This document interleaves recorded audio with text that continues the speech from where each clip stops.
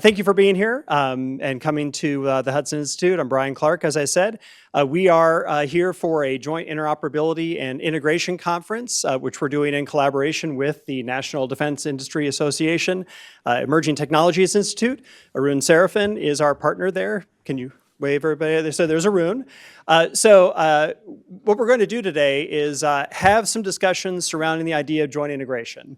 Obviously, that's been a topic of much conversation in the defense industry and the defense establishment for the last couple of years with JADC2, CJADC2, et cetera. But we're going to take a particular perspective on joint integration today, which is a little bit different and I think maybe more relevant than a lot of the conversations that have been happening about integration thus far. We're going to focus on how we can pull together existing or near-term capabilities to address warfighter problems, operational problems being faced by commanders today, such as combatant commanders. Trying to bring the focus back to the near term, bring the focus on what we can do with what exists now or can exist in the near term. So to support that conversation, we're going to have a couple of discussions. First, I'm going to have a talk with Shyam Sankar from Palantir Technologies, which is doing a lot of this kind of work.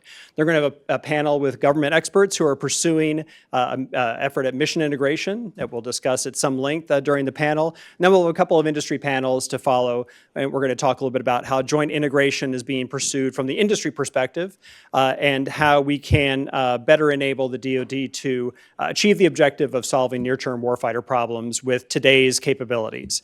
At the end of this, we're hoping to be able to pull together a paper that NDIA and Hudson Institute will collaborate on and publish early next year to talk about some of the lessons regarding joint integration, how the DoD might pursue it, how we could better support that effort from industry, as well as how DoD itself is reorganizing itself to do it.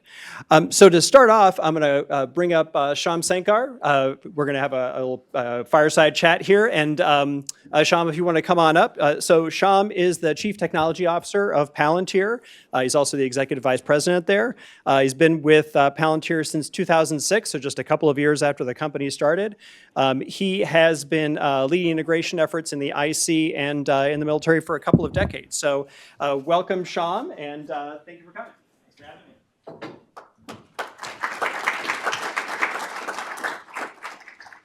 So the focus of today's discussions is supposed to be around joint integration, solving today's problems with today's capabilities. Palantir has been doing a lot of that kind of work in support of Ukraine and its efforts to come up with a digital military, really, and reform its military to be much more at the cutting edge of how technology could be employed for military operations. Obviously, the situation is tragic that's forced them into this condition, but they're able to maybe offer some lessons for how the DoD should pursue joint integration and leverage existing and emerging technologies. So what are some of the main lessons that you guys have drawn from your support to Ukraine? Well, one of the things that's really interesting is just think about how much leverage you can get by pre-positioning the right data, software, and hardware ahead of the fight. So that maybe the first lesson from Ukraine is the negative lesson of the limitations of what you can do and how much harder you have to work when you're only moving after the balloon has gone up, and some of that difficulty. So I think we can certainly take those lessons to the Pacific, that's what we're all doing collectively here, and the value of being ahead of the curve there. But the other big one is just also to think about how much the capabilities on technology have permeated the force.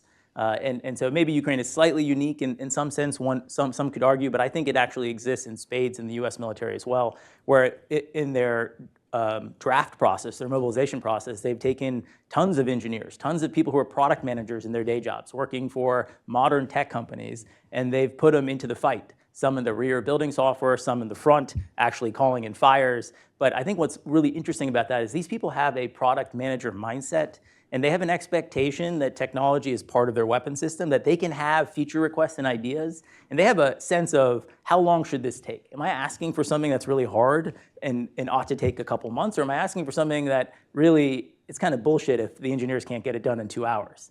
And that, I think, is profoundly changed the nature of the collaboration, that bringing those two sides together is what allows you to move at the speed of mission. I think that's really special. And when I think about the commanders that I interact with other militaries, you're kind of looking at them and saying, like, is this person, are they essentially a product manager? Are they willing to manage the product that is going to be JADC2 to meet their requirements? Or are they going to be a buyer where they're expecting someone else to drop this into their lap here? So putting warfighters in the position of being product managers, it seems like it's obviously a very different paradigm than I think we're used to seeing in the military. Do we need to basically field a different flavor of operator and warfighter that's got skills or experience and a mindset that maybe lends themselves to this? I'd say the talent is there. It's not normally distributed. So that's probably one of the things that's harder to think about. Like the people who are really good at this are really good at. They exist. The O5s, the O6s, even below, they exist, and they're really good at this. But they're kind of, they kind of stick out. It's almost like they happen to be really good at this. Mm-hmm. And so how do we leverage that organic talent and give them more responsibility to go after it? Some of these people maybe studied something like CS at West Point, but some of them, no, they have gifted technical minds. They're not formal engineers, and they're great product managers. So one of the things we want to focus on today's discussions is the technical challenges involved in joint integration. And in particular, you just talked about with Ukraine, software seems to be where a lot of the military edge is likely to come from in the future. As we see the proliferation of kind of hardware technologies, it means that increasingly where you're going to have an advantage is because of how you integrate them together or how you can orchestrate those capabilities. How do we structure a software stack in a way that enables us to take advantage of how software can evolve for decision making and orchestration compared to what the software associated with a particular piece of hardware? Because I think DoD is used to just having the software married up with the hardware, and you buy the hardware. It is a very different model. So how do you do that integration or manage that technically? So I've been calling this concept like the mission manager, but essentially you can, from the outside, you can look at Palantir and say, okay, it seems like one company, and they're shipping one piece of software. That's not my lived experience as the CTO. I have more than 100 independent software teams. They don't like each other. They don't like to talk to each other. So then you could say like, okay, well, how do I have interfaces that govern the interaction? How do I know when I'm funding a team here, what they're building is going to be interoperable? How do I manage the degree to which I'm locked into the technical decisions they're making? Hopefully all these things sound familiar. It's like all the questions that PMs have as they're thinking about their program and how they're going to do it. And if I had to manage that with my sheer labor or trying to staff up humans to govern these interfaces and like, are you compliant? Are you following? Did you implement zero trust correctly? I would go crazy. I think I would fail at that job. And so really, when you think about what we had to build, we had to build our software, which is what people think about. But really, we had to build this software infrastructure that does this systems integration as code. Like, how do I automate that away? And I think we're going to need something, a paradigm like that, where we bring a lot of technical leverage at the infrastructure layer. So like above Kubernetes, below the software stack. That means that it is actually feasible and reasonable for the department to have a big tent multi-vendor ecosystem where you can have continuous competition, you can own the interfaces, you can implement MOSA in practice, and respond to the speed of mission. Yeah, I mean, it's interesting you brought up MOSA because I think a lot of times people sort of assume that open architecture solves this problem, but I think open architecture really is much more about how the hardware interfaces with each other than about how the software interfaces with each other. So to getting back to your point about the people, can the automation of the software integration process, to a degree mitigate the fact that maybe we don't have people that are able to have the experience that do that, in the field? I think what it allows you to do is to separate out two concerns that historically have been bundled up. So what software do I want to deploy and how will this software work has historically been bundled up and tightly coupled in a way where you had to both manage the system and the product at the same time. So now can we free up the department to do more high-level product management? Like, how do I want to fight? What are the techniques we're going to use? How do I want this to work? And separate that away from the limitations of like, can I even get this binary to this place and manage it in the context? And that plays a little bit to the strengths I was saying. Like, I think we do have these gifted product managers out there. This is going to allow them to be unleashed and not limited by their ability to manage the system.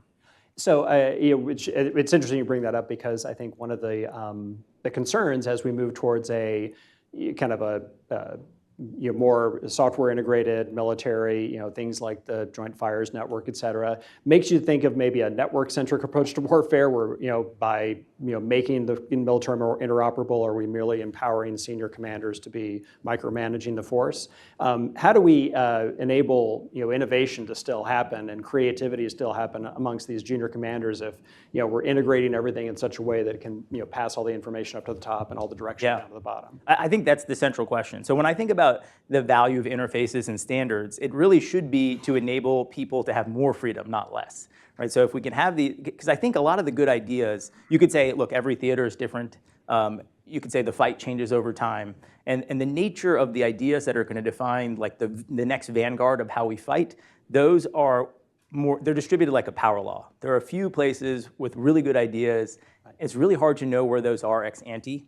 And what you don't want to do is take all of the ideas coming from the field and kind of average them through some sort of centralized prioritization queue. You're going to average it to mediocrity, right? So instead, you want to enable. It's like, look, because I have this standards-based approach, people can build what they want and they can't screw it up. Whatever they build is by definition interoperable because they're using the right interfaces.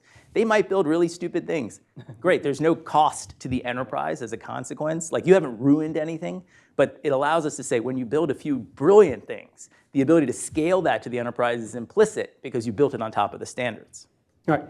That makes sense. So I wanted to alert the audience. We're going to open it up for questions here in a couple minutes if you have questions that you'd like to ask of Sham. But before we do, we had a lot of news this week from Google, which announced that the deployment of Gemini, which is a multimodal AI capability. One of the things that kind of makes me think of is the fact that we've seen with AI tools how they've been deployed and then modified and updated and on this continuous basis, right? So we're the public is experiencing this in a way that they really haven't necessarily before. How do we think about managing military AI-enabled capabilities in a way that enables that sort of rapid updating and modification of the systems? Because people are used to large language models are kind of one particular type of AI, but in the military we have many different types of AI models being applied to many different modes and domains of operation. How do we enable that to be done at the pace and modified at the pace that allows you to stay relevant and kind of at the cutting edge as opposed to kind of boiling it all down to some product life cycle that we normally do? No. I think it comes down, so you can think about it as now that we have models to manage, we've had models, but the number of models are exploding. Your dependency management problem has gotten much bigger. What version of what models can I depend on? I'm not just versioning the models, I'm also versioning, if we're using LLMs as an example, the prompts and the logic that go behind the model. Almost all interesting applications of AI are actually some sort of elegant mix of human thought, i.e. the operators that are using these systems, traditional algorithmic reasoning, and LLMs. So bringing that together means that you're not just shipping the model, you're shipping a cohesive, interdependent package. Now, how are you versioning those packages and managing the deployment of them, collecting the telemetry of them, creating the operational responsibility for the engineers? I think it speaks even more to the need. The complexity has grown so much, you have to replace humans with robots to manage that. Let's call it the boring meat and potatoes of delivering software to these austere environments, and separate that from the product management pieces of, does this software matter? Is it doing what we want?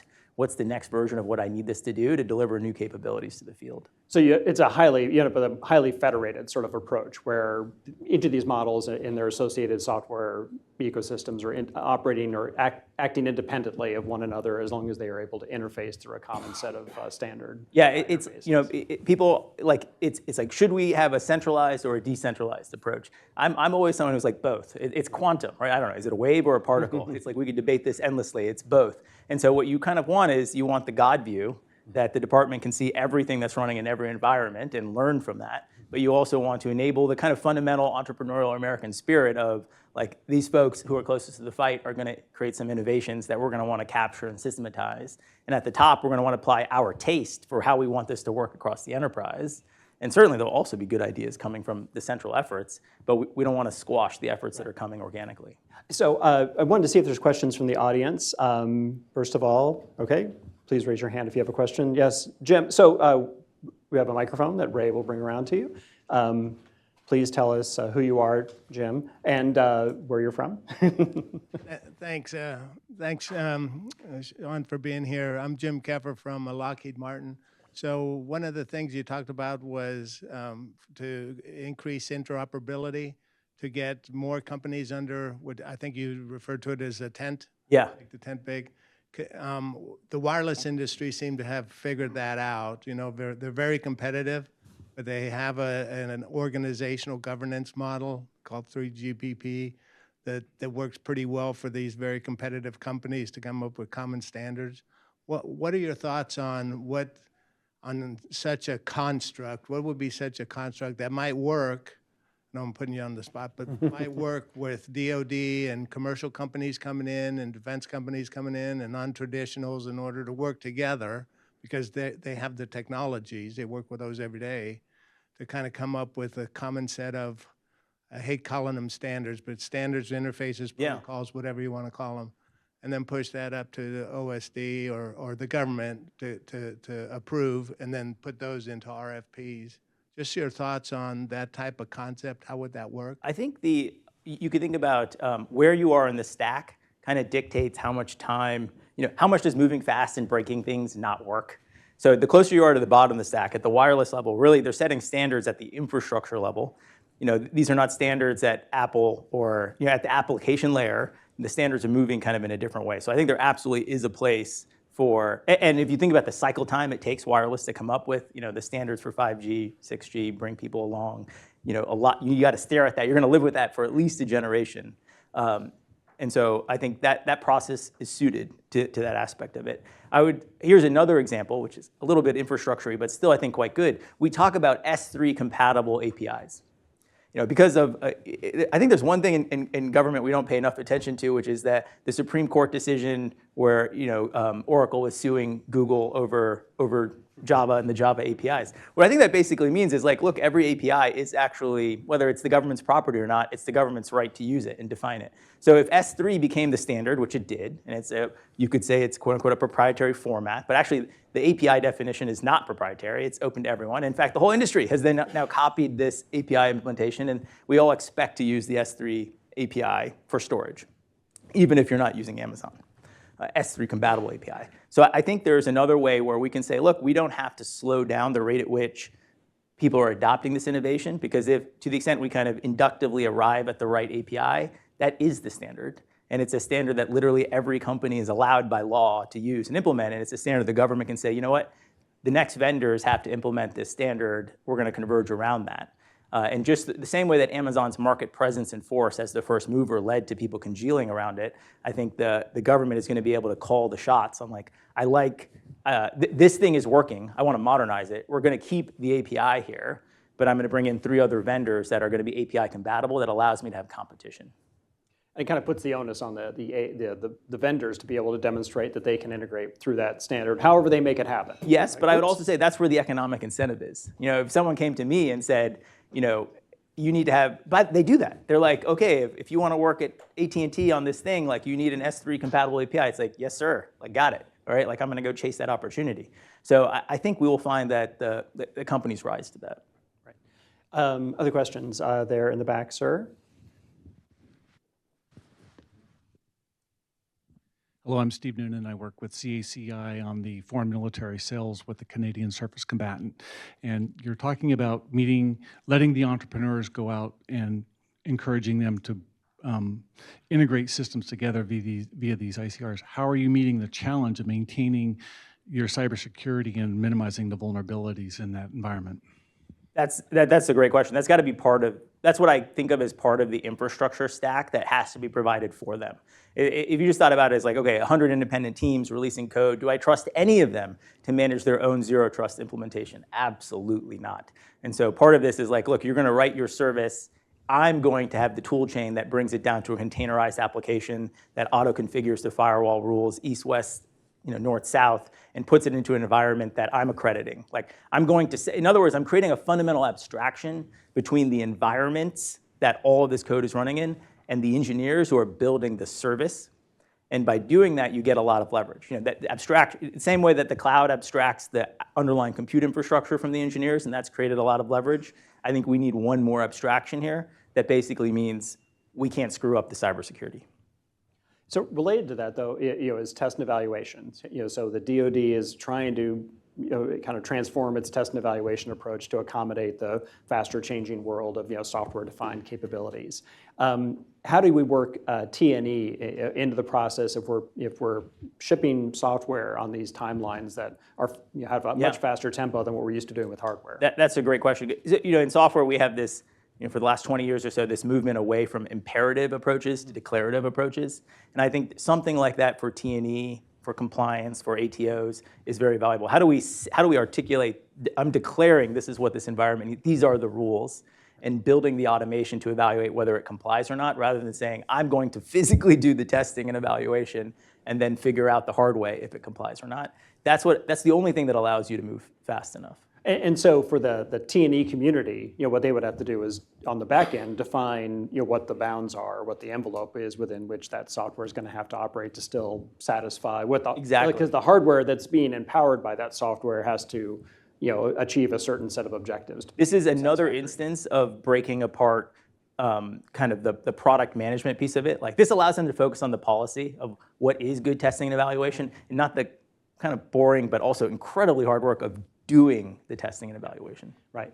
And this is a challenge, I think, for the T&E community, because they need people that are savvy as to how do you test and evaluate software or software-defined capabilities versus how do you test and evaluate a piece of hardware. Other question, I think we have about time for maybe one or two more questions.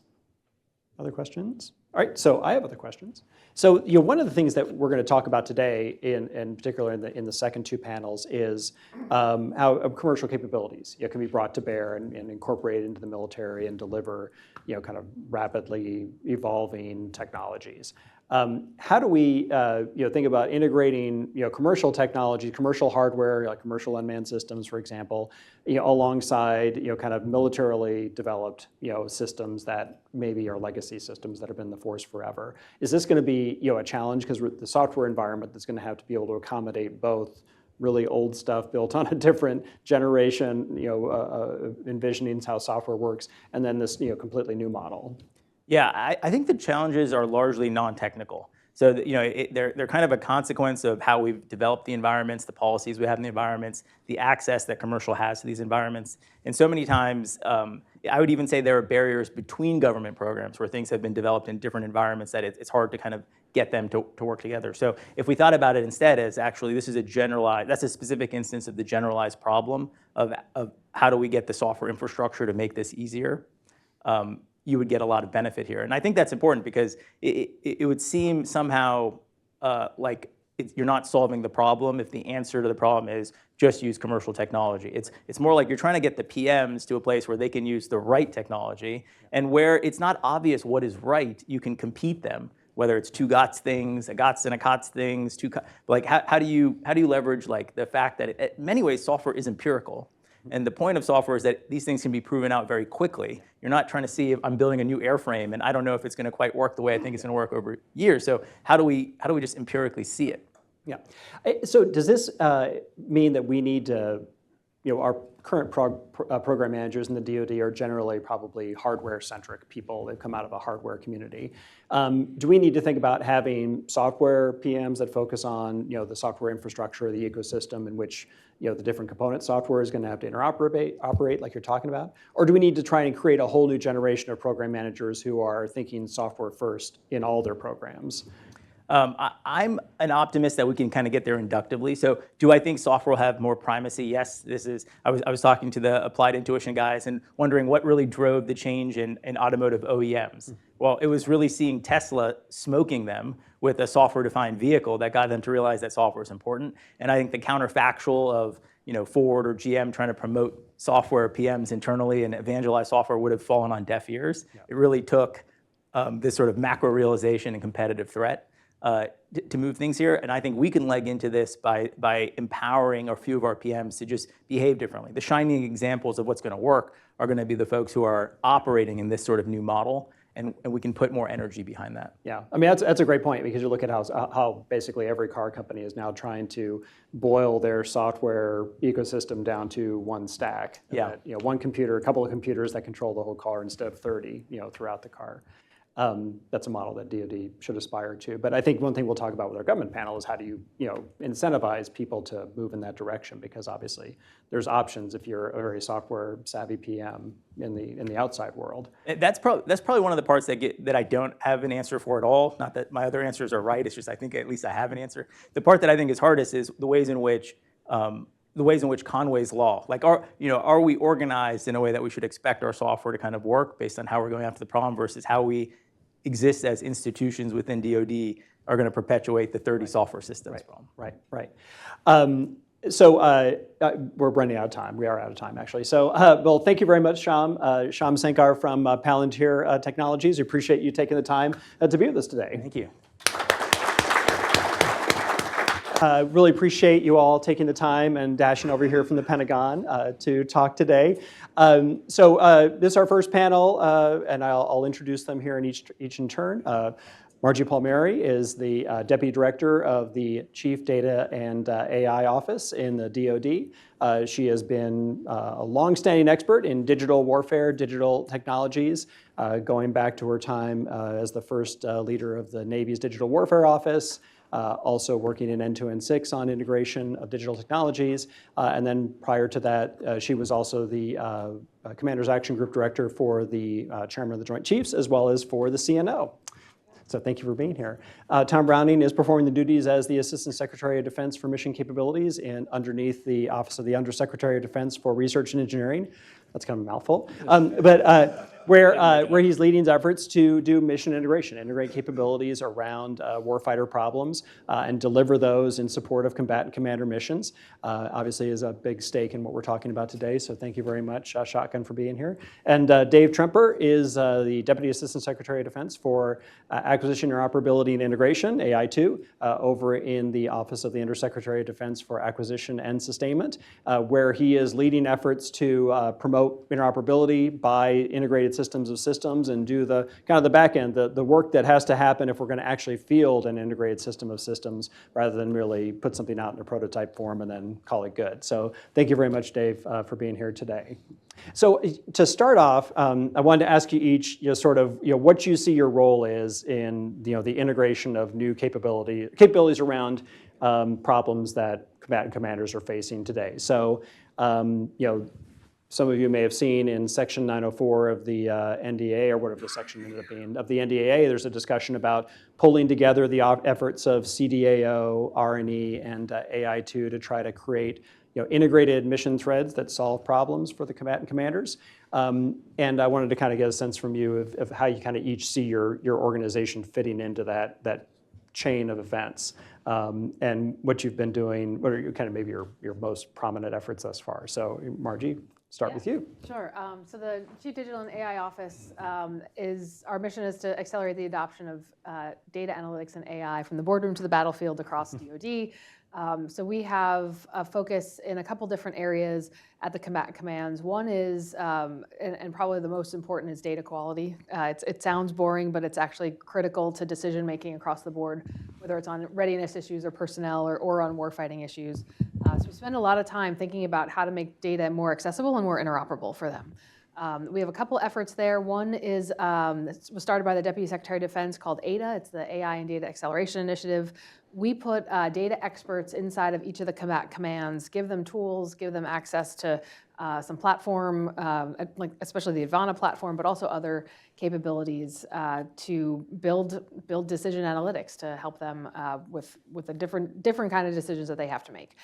The other one is an experimentation effort called the Global Information Dominance Experiment, or GUIDE, going on right now alongside R&E's series of experiments out in the Indo-Pacific. I know this team's heading out west a little later today, maybe.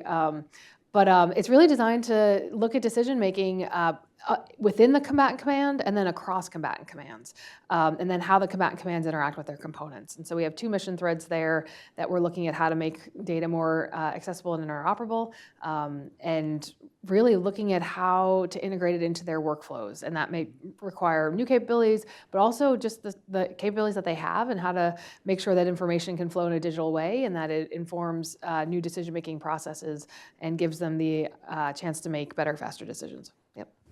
Excellent. So Shotgun, over to you. Kind of, how do you tackle this challenge? All right, and I'm going to take you on a very quick personal journey on this one because it's the easiest way to help you understand where my brain is on it. Good friend of mine, he quotes Winston Churchill. I have absolutely no clue whether this is actually a Winston Churchill quote, but it was during the war, and he said something along the lines of, if the warfighter only knew what industry could do, they would have asked for it, and if industry had only known what they needed, they would have built it.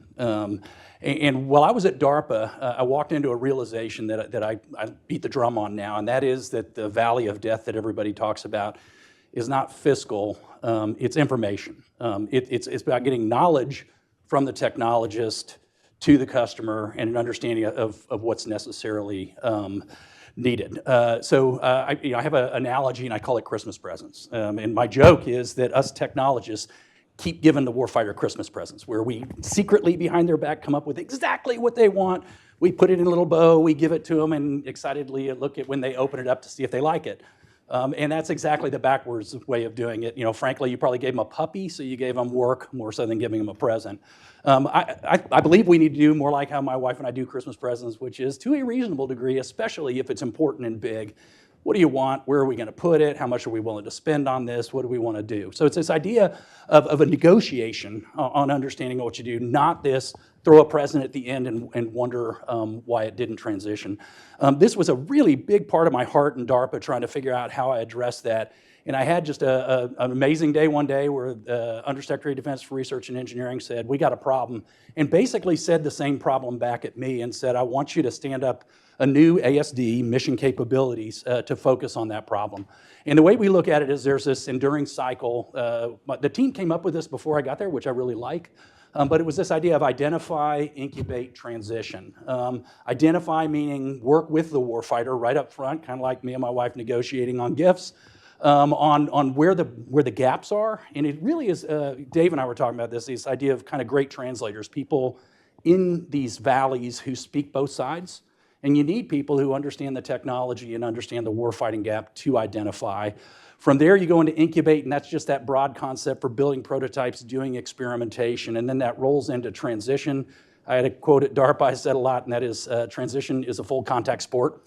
You don't just brief somebody in transition, you tirelessly and endlessly work hand in hand, and it plays into this whole concept. So we have three new DASDs in R&E that support this architecture. One of them is a brand new, built from the ground up, called MDJO, Multi-Domain Joint Operations. That is that translator between the technologists and the warfighter, mostly looking at both the beginning and the end. So they're the ones who can talk with the warfighter about how this starts. They're also the ones who, from day one of selection, work with the warfighter on the transition side. So they understood the best people in understanding the gazins and the gazouts. The second one's interesting. It's called mission integration, and it's focused on this realization that I think we all have, that we need to better leverage technology in order to help us in understanding that decision space in these very complex architectures.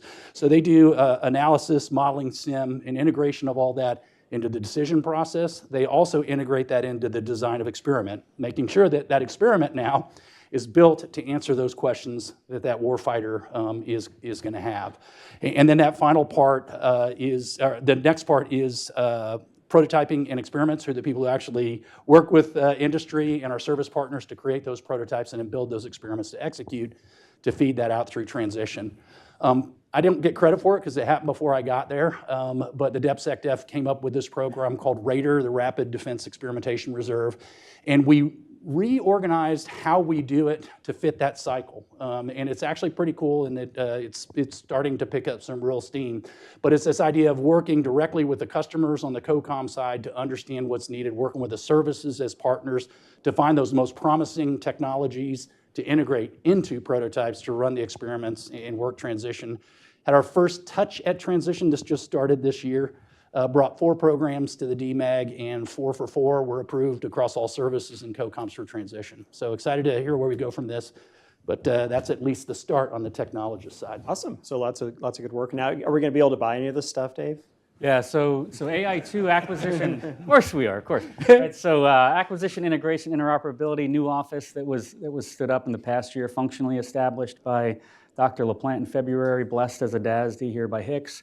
over the summer. So the genesis of AI2 was this realization that we don't acquire systems of systems very well. We specifically don't acquire systems of systems when they're distributed across the services, and you can't bound the problem, right? So something like Defense of Guam, we can identify the systems that need to be there, and you can draw a line around all those systems and say they need to be collectively acquired in a coordinated way.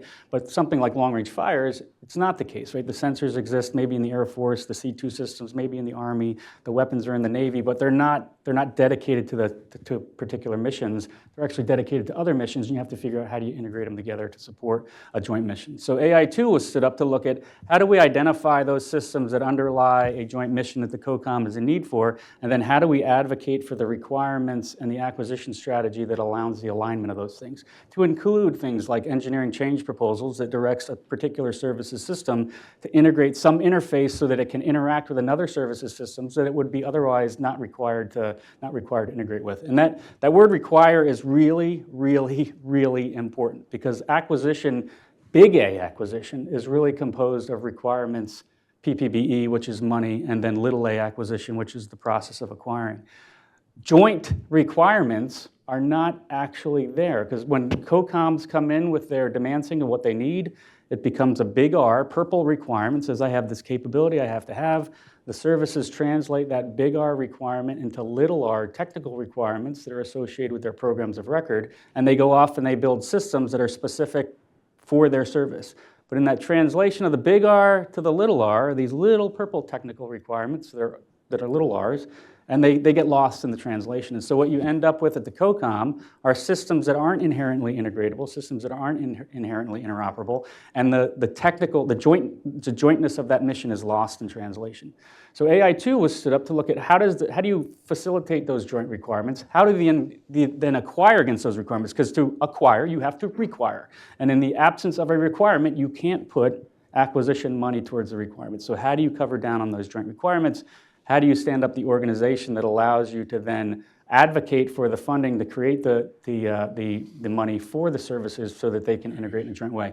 What we found is the services are willing to do it. There's coalitions that are willing to make this happen, but they don't have the formalized mechanisms within their service to be able to connect across the services. They need somebody at a higher level to advocate.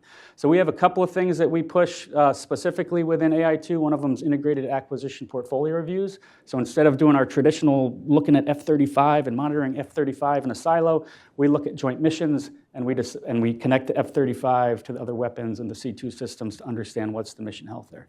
We have something else called competitive advantage pathfinders. So competitive advantage pathfinders were directed by Deputy Hicks to understand, why do I have capability that's shovel ready and I got a warfighter that wants it, but it takes me many years to connect those two things? What's the bureaucratic hurdles that we have to get through?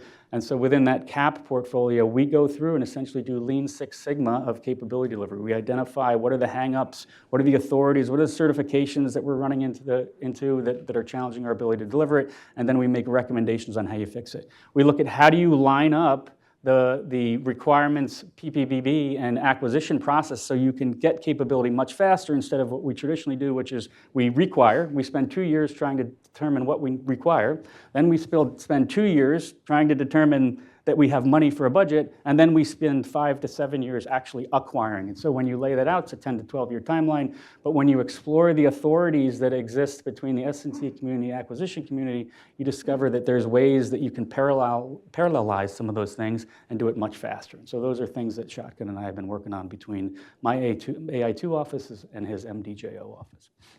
Well, thanks, Dave. So it seems like, Margie, one of the challenges that Dave is highlighting here maybe is scalability. Is if they're having to go through and on a case-by-case basis identify how you need to change requirements to allow a bunch of things to talk to one another. Sham was just talking about how in the commercial world you might automate that process to a degree to allow those systems to be able to interact with each other, or automate the integration process such that maybe you don't have to make those requirements changes to the underlying system. To what degree is that something that software can help us to do, and are you pursuing ways to allow more automated integration between systems? Yeah, absolutely. So when we looked at the challenge, both in terms of readiness, boardroom type decisions, and warfighting, we realized that to a large degree, software can help us with interoperability. A lot of the JADC2 conversation has been around the networks and can we put the right networks in the right place. But really it's about the data, and how the data can flow over different networks can, to a large degree, be a translation function. I think you've got Evan Fortunato somewhere in the office. There he is, yep, head of stitches. I mean, I think we all go back with Evan for quite a way, who I think was one of the first people inside of DoD that really introduced us to this idea that you didn't have to have all the networks in all the places. You could make these translations between data. And so as part of we are building a data integration layer as inside of CDAO that really is a collection of data mesh services. So these are services. They're things that allow the translation to happen, the transportation of data to move from one system to another. And we're working really closely with industry to make sure that if data is ingested inside of a system and enriched in any way, that data product can come back out. And we're looking at all of our legacy systems on how we can get data out as well. These services we plan to be available not as a proprietary thing. It'll be something that the government can provide to all users, or users can look at the spec and they can implement it themselves with whatever industry partner they would like. And we think both from in the cloud perspective and at the edge perspective, this will give the translations and the accessibility of data needed without having to abandon legacy systems or require them to have a brand new solution going forward. And going back to kind of what Sean was saying, you'd be you're basically defining at the government level their interfaces and the process of integration, the process of interfacing, but you're not necessarily telling them how to do that, suck that in. Yeah, it's not a standard. I mean, that's the other thing too. Right. I think all of JADC2 has been about networks and standards, and it's not about either.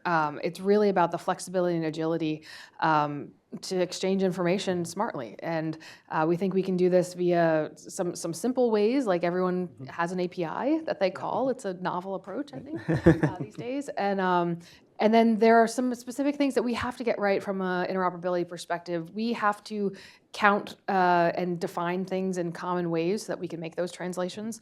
So we're doing the hard, geeky data work to make sure we've got common ontologies and ways to understand, what do you really mean by track quality and how do you keep track custody and what does that look like on the warfare side. And then on the readiness side, we have things we call gold tables. So these are, we've looked at the data in the database and we understand exactly what is there and how to translate that and how to make that understandable and accessible to others that are maybe coming to the database for the first time. So all those pieces have to be in place, the data catalog and all of the hard work behind the scenes, but that will hopefully lead us to a much more self-service and not just interoperable, but I think more robust industry marketplace for companies to come in, and you don't have to bring the entire back end. You can tap into government data and build whatever decision tool you want, and we're really excited to enable that for the department.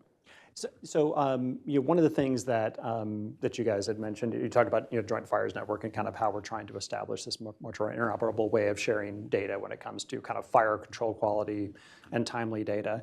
One of the difficulties I think that maybe we have is who's going to own that? Who's going to own the instantiation of that in the field, because it's inherently something that cuts across each service, and the COCOMs don't really have a function that is going to own something that crosses services like that. So what are the models that you're looking at for doing that? Because ideally, if in a world that's much more software defined, it just sort of happens because the systems all inherently have this interoperability. But I think until we reach that world, it's going to be something that somebody is having to manage. So how do we do that, Shotgun?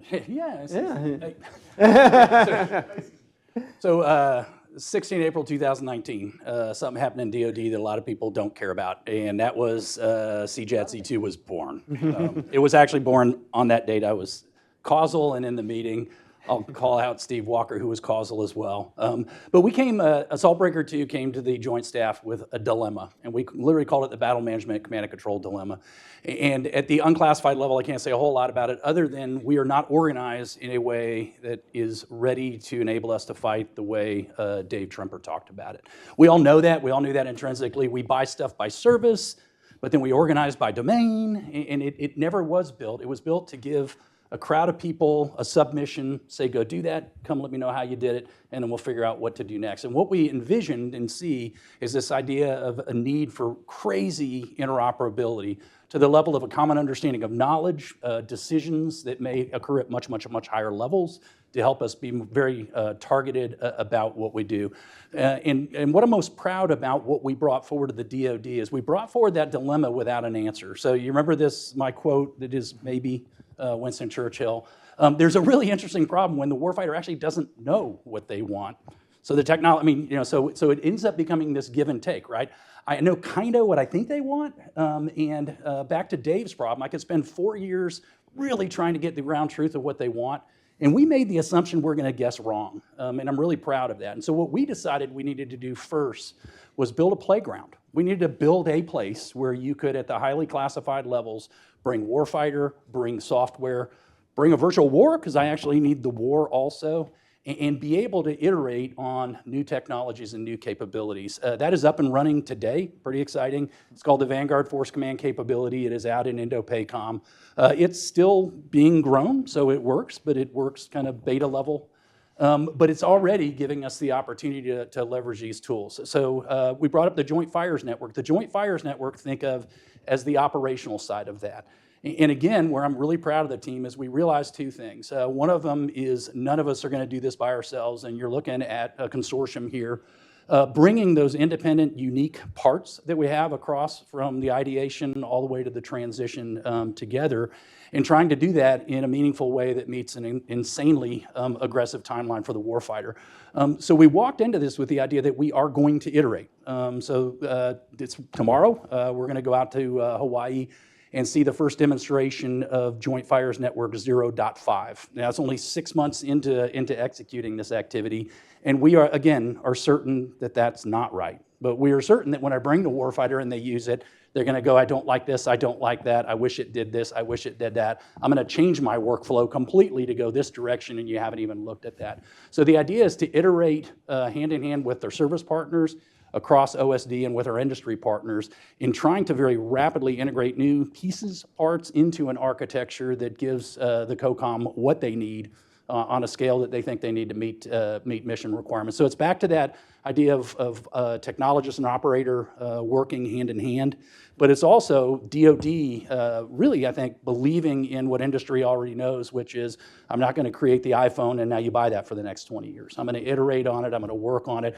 I'm going to take a time and snap the chalk line, and that's what you're going to get right now, but you're going to be okay with that because you understand that what you're going to get later is something better based upon your utilization in your inputs. So Dave, how do you buy that and then scale it if you're going to be iterating on the component elements of a system of systems like joint fires? Yeah, so the interesting thing is when S&T and acquisition work closely together, you can actually accomplish some pretty interesting things. So one of the things that we're leveraging is the adaptive acquisition framework. And if you're not familiar with the adaptive acquisition framework, I highly recommend you read up on it. So we have a traditional process of how we acquire things. It's a major capability acquisition. That's MCA. That's the slow, clunky thing that everybody complains about. It's got to go through JSIDs, get requirements, and then we can do the budgeting, and then we can do the acquiring, and you end up with these really long timelines. Well, the adaptive acquisition framework started to recognize that there's sometimes you need to do that, but there's other times when there's opportunities to do other things. And in one case, there's a middle tier of acquisition, which is, hey, you know what? I can get a prototype really fast. And if I can get to that prototype really fast, then I can enter that JSIDS process and post milestone B, which is kind of in JSIDS language. Or maybe I've already got a prototype and I've got it in hand, and all I really need to do is get it out into the field. I can go through something called a rapid fielding process, and I can now get to post milestone C really fast, right? But I have the flexibility at the front end to build my requirements while I'm doing that prototyping or while I'm doing that fielding. So it allows you to put in parallel your requirements process and your acquisition process. So that's if you've got prototypes, that's if you've got, or a prototype plan already in mind, even before you started acquisition. One of the other important pathways in here is the software pathway, and there's a recognition that you can't, acquiring software the same way you acquire hardware is foolish, right? So the software pathway allows you to essentially jumpstart a program with very loose requirements and go into a cyclic acquisition where you can be 6-month spirals, actually delivering capability very fast. Right? So when you start to understand the adaptive acquisition framework and how you can use it to accelerate capability delivery, you can do some interesting things. And one of the interesting things that we're doing with Shotgun and the Joint Fires Network is, remember that I said earlier that you spend 2 years requiring, and then you spend 2 years trying to do your budget, and then you spend 5 to 7 years acquiring, and you end up with these 10 to 12-year timelines. Well, there's this term rapid prototyping that officially exists in both the S&T community and the acquisition community, and suddenly you can use that term as a bridge across the valley of death, because in the R&E world, that term rapid prototyping allows you year of execution investment. Right? You can make a decision to start building a prototype the year you decide to do it. Well, I also have that rapid prototyping term on the acquisition side. And on the acquisition side, we would traditionally POM for it or plan 2 years in advance to start a rapid prototype. So what we're doing with the Joint Fires Network is we're closely connected to R&E. R&E is doing the year of execution investment in a rapid prototype while we, in parallel, work the requirements and POM process. So effectively, as we push the requirements, and we did a joint technical requirement generated through an OSD component, which was kind of a discovery. It wasn't a service, it was actually OSD generating a requirement. We did it as a software ICD, which allows us to move very fast, and at the same time, we're POMing for it in concert with either a lead service or a single organization to the acquisition. So effectively now instead of requiring, POMing, building, we're building and then requiring and POMing in parallel. And so effectively we can get after the problem faster. And so now we can get to a point where while we're identifying the acquisition program, while we're building the requirements, while we're getting the money for the acquisition program, the prototyping is going on. Right, so when we actually identify that acquisition path and we start the program of record potentially 2 years later, the program starts day one, possibly post-milestone C. Well, that's a huge jump start for a type of program. Potentially we've even IOC'd the capability, and now it's just a matter of sustaining it. Right, so this is how, when you have the S&T community, the acquisition community tied at the hip, you don't treat them as two different communities that are, my God, the communication path has created this valley of death. When you tie them closely together and have them working integrated, you can actually deliver important capability quickly. So thanks, Dave. So Margie, the system of systems, rapid fielding, prototype approach that Dave describes, there's a software element to that too. There's probably a software decision support system that is associated with that system of systems that may or may not already exist, and there's the need to have the software that's on the individual systems interact with that decision support system and a software ecosystem. Are we acquiring that at the same time, and are we doing a good job of using the flexible acquisition and appropriations tools we have? Yeah, I mean, I don't think what Dave was talking about is exclusive of software. I think it's very inclusive of software, and I know a lot of the prototyping work that they've done inside the competitive acquisition pathfinder has been focused on that. Yeah, absolutely. I mean, I think the department has the right tools. We have incredible guidance and authorities from Congress to be able to do things in a flexible way. As Dave talked about, we have, even within our own processes that have maybe seemed a little bit linear and slow in the past, we have the flexibility to use them in new ways, and I think that's what we're really getting after right now. And I think this concept of experimentation is key. Usually in DoD we have training and exercises where the force really gets reps and sets with how to do something, or we have operations where we're in the operation and we're going to use those TTPs that we're really familiar with. But more and more we see, both within the services and especially at the joint level, this desire for experimentation. So it's okay to come in, it's okay to fail, it's okay to try new things. Maybe it's going to work, maybe it's not. We see it in the services. I think Project Convergence last year had an amazing experiment as they brought together actually all the services in one place for some joint fires experimentation. I know Shotgun's got a bunch of experiments going on for Joint Fires Network, and then the guide experimentation that we do is every 90 days, which is actually quite fast for DoD because we are learning and turning into the next experiment almost simultaneously. But what it does is it forces this environment that replicates the decision-making chain across whatever component you're working with, and creates a sense of urgency. The 18th Airborne Corps does this really well as well down in North Carolina, and has really contributed, I think, for them, for CENTCOM, and I think now for Indo-PACOM, and for EUCOM. I mean, I would say all combatant commands, but this understanding of how information flows, how their processes work. So much of software is around the people interacting with the product as opposed to just putting the product out there. And we see a lot of times in Guide where we introduce a new software tool and the operators, we had one recently where we produced 2 different software tools for the same mission and had an intense disagreement on which one was better. I mean, it was for the exact same workflow, but it produced different effects. It created different roles and responsibilities. And as a result of doing that in an experimentation environment, we are, I think, a year or 2 ahead of where we would have been if we had just developed and gone through that requirements process Dave talked about to deliver something on the back end and then realized, oh, we got it wrong, or we picked the wrong iteration somewhere in the requirements process. So one thing you kind of jumped over there, which I think is really important for the audience to catch, is the fact that you're doing these experiments in close collaboration with the warfighters that are going to use it, as opposed to in the past, experiments were generally done by like a part of the force or fleet that was focused on experimentation and or the tech community, and not something that was intimately tied to what the warfighter needs. So it's not a voyage of discovery that we're on. It's actually a tightly run series of sprints, I assume, to try to satisfy or solve a problem. Yeah, absolutely. In fact, some people complain that we're distracting them from their day job, which is true and untrue, because I think in the data world and in the software world, what we are finding, we did an experiment back in February. No, I'm sorry. It was probably our summer experiment where we were able to digitize data from the J2 to the J3. So this is the Intel community, the ops community. And once we did that, it was some metadata, extra tagging that we did on one side, combined it with some specific software tools. And we're not talking about new tools. These are ones that they use every day. We didn't go out and acquire anything new. But we made them talk to each other across classification boundaries, and we figured out the cross-domain piece. And after we did that, it's there. Like, we don't walk away from the experiment and then we go into some procurement process.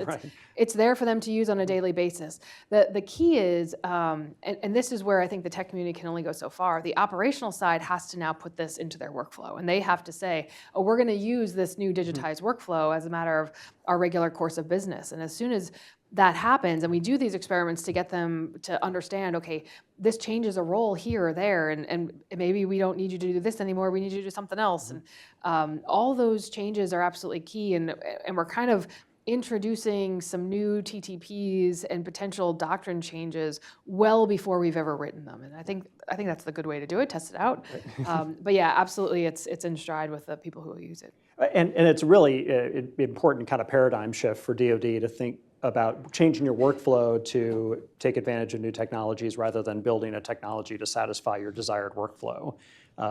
So, are you seeing that, Shotgun, in the work that you guys are doing? I think I knocked her some. Yeah, no, that actually, it's an awesome tee up. It's funny, when we started Raider, and I got the exact same questions on JFN and others, the question, everybody was very excited, I am too, that our J7 is leading the Joint Staff in this visualization of the ways we should fight in the future through the joint warfighting concepts. And I got a question one time, and it was actually, I think, meant to be a little bit of negative, but their question was, are you making sure that we can execute the joint warfighting concepts, or are you just dreaming up on your own new joint warfighting concepts? And I went and had a discussion with a J7, and I go, I think either one in and of itself is wrong, meaning that we shouldn't use technology merely to make, again, the uninformed dreams right. We also shouldn't dream up new ways independent of the technology. And so it keeps going back into that same cyclical circle. And Margie brought up, what is the really tough one, which is I need them to roll it in the workflows, or it doesn't become real. And so this professionalizing experimentation, I think in many instances, the key to a lot of this. And again, the digital world is allowing us to do that much more rapidly. It's allowing us to store and disseminate results much more rapidly so that people who weren't there can actually learn from it and build on it. So I think that the key is this idea of integrating between technologists and warfighter, doing that in a way that allows you to do iterative experimentation where, Joint Warfighting Concept 5.0 is being informed by what we are doing today, and you're going to come up with concepts in Joint Warfighting Concept 5.0 that require new technological solutions that don't exist today. Right.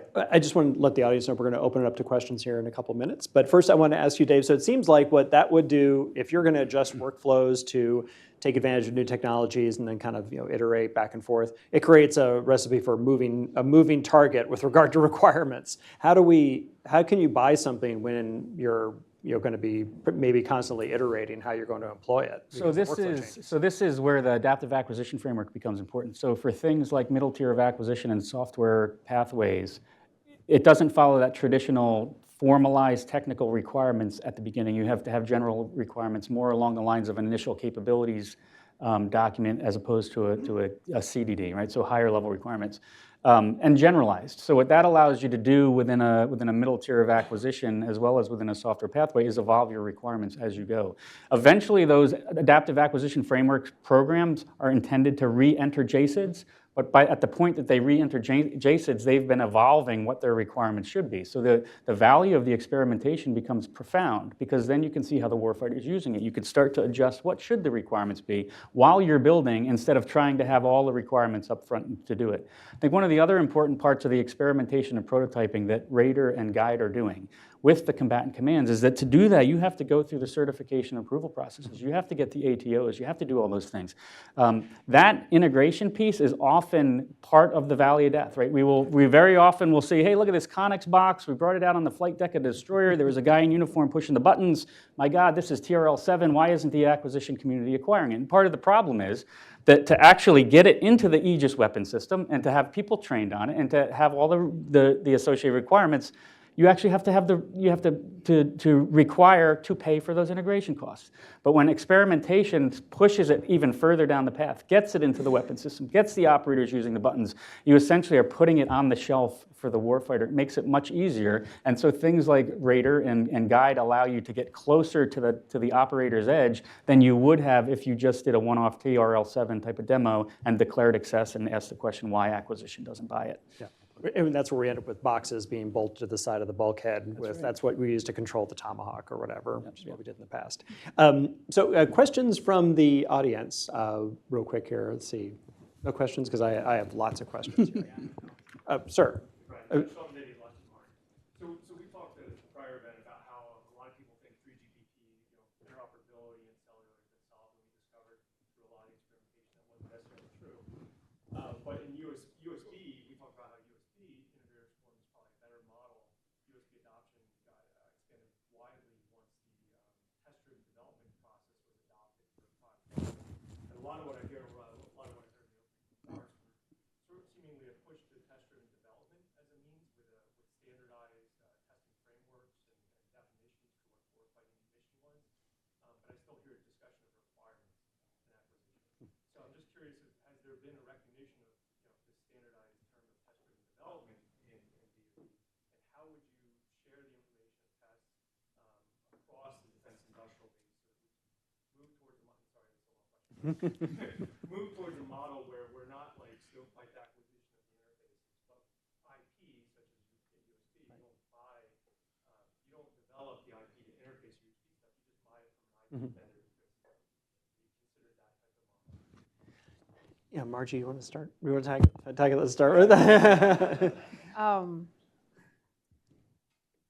I think just DoD is in super early days to figure out the way to really take these flexibilities that we have and put them into the max potential that we have with them. And I think it's a fantastic question. Maybe David and Chuck can have some more specifics. Even in our experimentation right now, we have DOT&E kind of side saddling with us, but no structure on exactly how to pass a DOT&E developmental operational test and engineering, right? No. Director of Operational Evaluation. Test and Engineering. Engineering. So a test and evaluation, yeah. Evaluation. I'm sorry. Really, it's developmental tests, operational tests. What we're trying to figure out is how through experimentation can you get to operational test? Because if you have gone through all those processes to connect everything together and you're working directly with the users on what that capability is, it should be able to pass an operational test. And especially the kind of operational test we've all been longing for in DoD, which is a mission-based operational test, as opposed to just a capability or system-based operational test. But I think we haven't written the playbooks for that yet. I think we're still kind of experimenting in different areas. So I'll say it's a fantastic question. I think we all have kind of visions of how to get there, but putting the puzzle pieces together is still something we're working on. But I'll defer to you guys. Yeah, let me just one slight sidebar or curveball, I guess, a little bit, and that is, and Dave touched on this earlier, but one of the real challenges with answering your question, and then I'll let him answer it, is we don't buy joint. We don't require joint. And Dave touched on it, but as we start seeing these need for systems to transcend service, we have the authorities, and we all see the problem and see the challenge. But working forward to understand how we come to a conclusion that something like a USB applies to Army, Navy, Air Force, Marine Corps, applies to space and submarines, is complex, and we're all working through that. But this idea of who does joint prototyping? Who is that entity? Do I pick a lead service and ask them to do it? Do we pick an alternative path like the Strategic Capabilities Office or whatever? So there's a lot of formation that's going to this understanding of jointness being a requisite part of the future. I think that's good. I think we're all waking up to that. But building the pieces, parts of that is mostly coalition building right now, trying to figure out how we set the stage for that being the norm as opposed to the exception. Yeah, I'll expand on that a little bit. So I think one of the challenges that we realized about the difference between kind of traditional JSIDs and the adaptive acquisition framework is covering down on things like that, right? And so I'll point out that in JSIDs, part of the whole JSIDs requirements process that you have to go through is getting a validation that you've met the key performance parameters, which in some cases includes direction on the way that you have to create interfaces between your systems. There's something called the net-ready KPP, or the net-ready key performance parameter. And so all systems that are going through JSIDs have to highlight how they're meeting the net-ready KPP that's within JSIDs. Okay, so But when you go to adaptive acquisition framework, one of the reasons for the adaptive acquisition framework is to avoid JSIDs early on, right? So things like the net-ready KPP, you don't have to address in a middle tier of acquisition. You do have to address it when you re-enter JSIDs down the path. So theoretically, for things like that, you could still use JSIDs to do it, but the onus is on the program offices to incorporate it early on. There is a whole bunch of work going on APIs within the department on what should be the standardized APIs. And I use standardized loosely because I think there's a recognition across the government that it's not going to be the government developing these things and directing them to use it. It's going to be the industry consortiums that provide the insight on how they should be done, and the government interactions with those consortiums that determines which ones should be used. And so I think that theoretically, it would be things like JSIDs that forces the services to get back in, but we would be using things like the adaptive acquisition framework to allow us to get there faster. The onus would be on the services within those acquisition pathways to accommodate those JSID things. Now, how this works for DOT&E becomes complicated because I just talked about evolving requirements. Well, how does DOT&E start building their test plans when the requirements are evolving? So I think that you're going to see, or we're going to see, some delegation of testing down more to the developmental tests, where the services are responsible for developmental testing, and the expectation is that when we re-enter JSIDs, we'll get there. But I think that, as Margie pointed out, we're still in the discovery process of this. DOT&E is still in the evolution process to understand how do they test in this dynamic adaptive environment. We've got software pathway that's churning software on 6-month cycles. What does that mean for DOT&E? That disrupts their way of doing business. So I think that we're still in that discovery phase on all these things.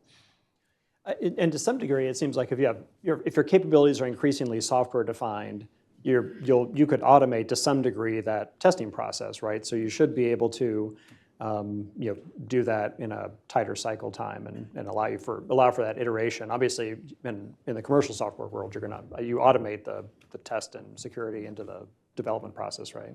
Yeah, I mean, you can automate the technology test, right, but you can't automate the operator test. Right. And I think that's the piece that we have to bake into our process. Yeah. Other questions?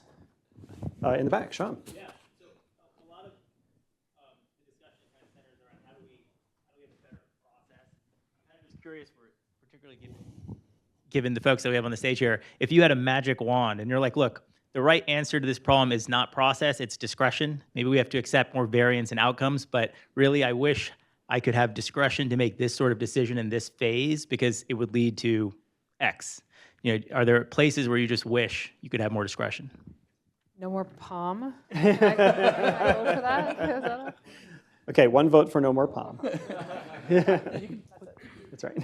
That's it. PBBE flexibility, PBB reform. Yeah, I mean, hey, we just spent a year doing 4 guide experiments, one every 90 days, with all the combat commands playing together, allies and partners, as well as certain components, and learned so many new things about how we could enable decision advantage at the combatant command level.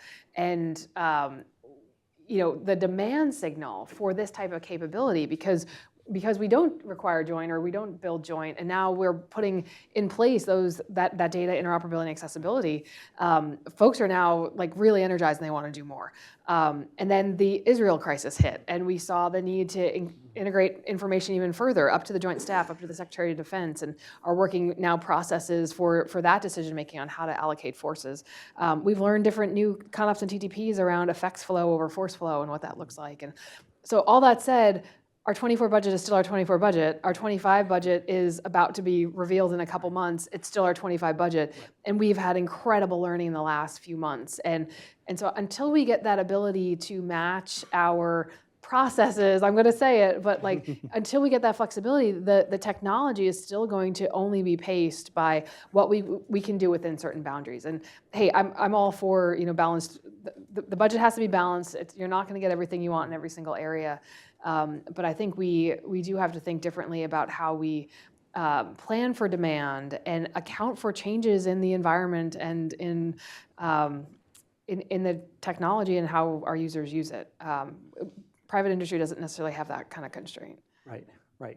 One pile-on on that is, and I call this term reducing the emotional investment in decisions. So if you're buying a $5 billion satellite that you're going to put in geosynchronous orbit that we're going to use for 30 years, that probably ought to be an emotional decision. You probably ought to make sure you have backups and everything else.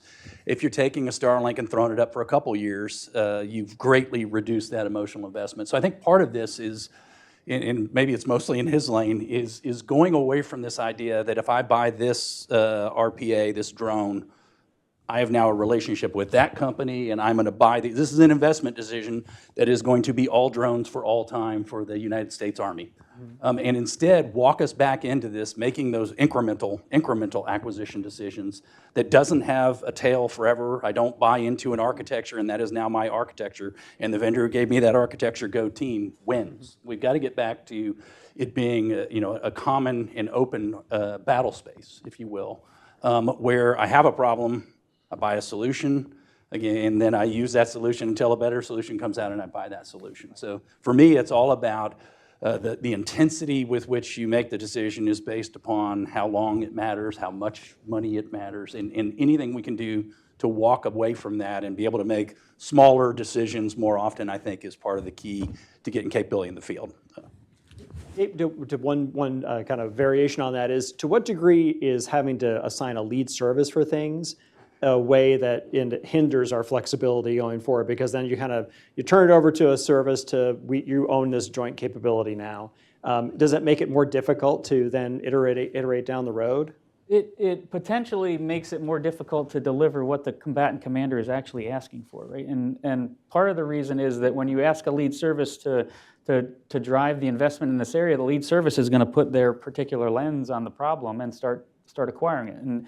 And so when we have certain programs that combatant command, Indo-PACOM says they absolutely need this and we assign a lead service to it, the Indo-PACOM will cry foul because their impression is that the Army is going to build something for the Army. Right? They're going to acquire it because that's the way they have to do their prioritization of their own resources. They're going to acquire it for the purpose of the Army. They're not going to acquire it for the purpose of Indo-PACOM. So I think that the whole process of the lead service creates complexities.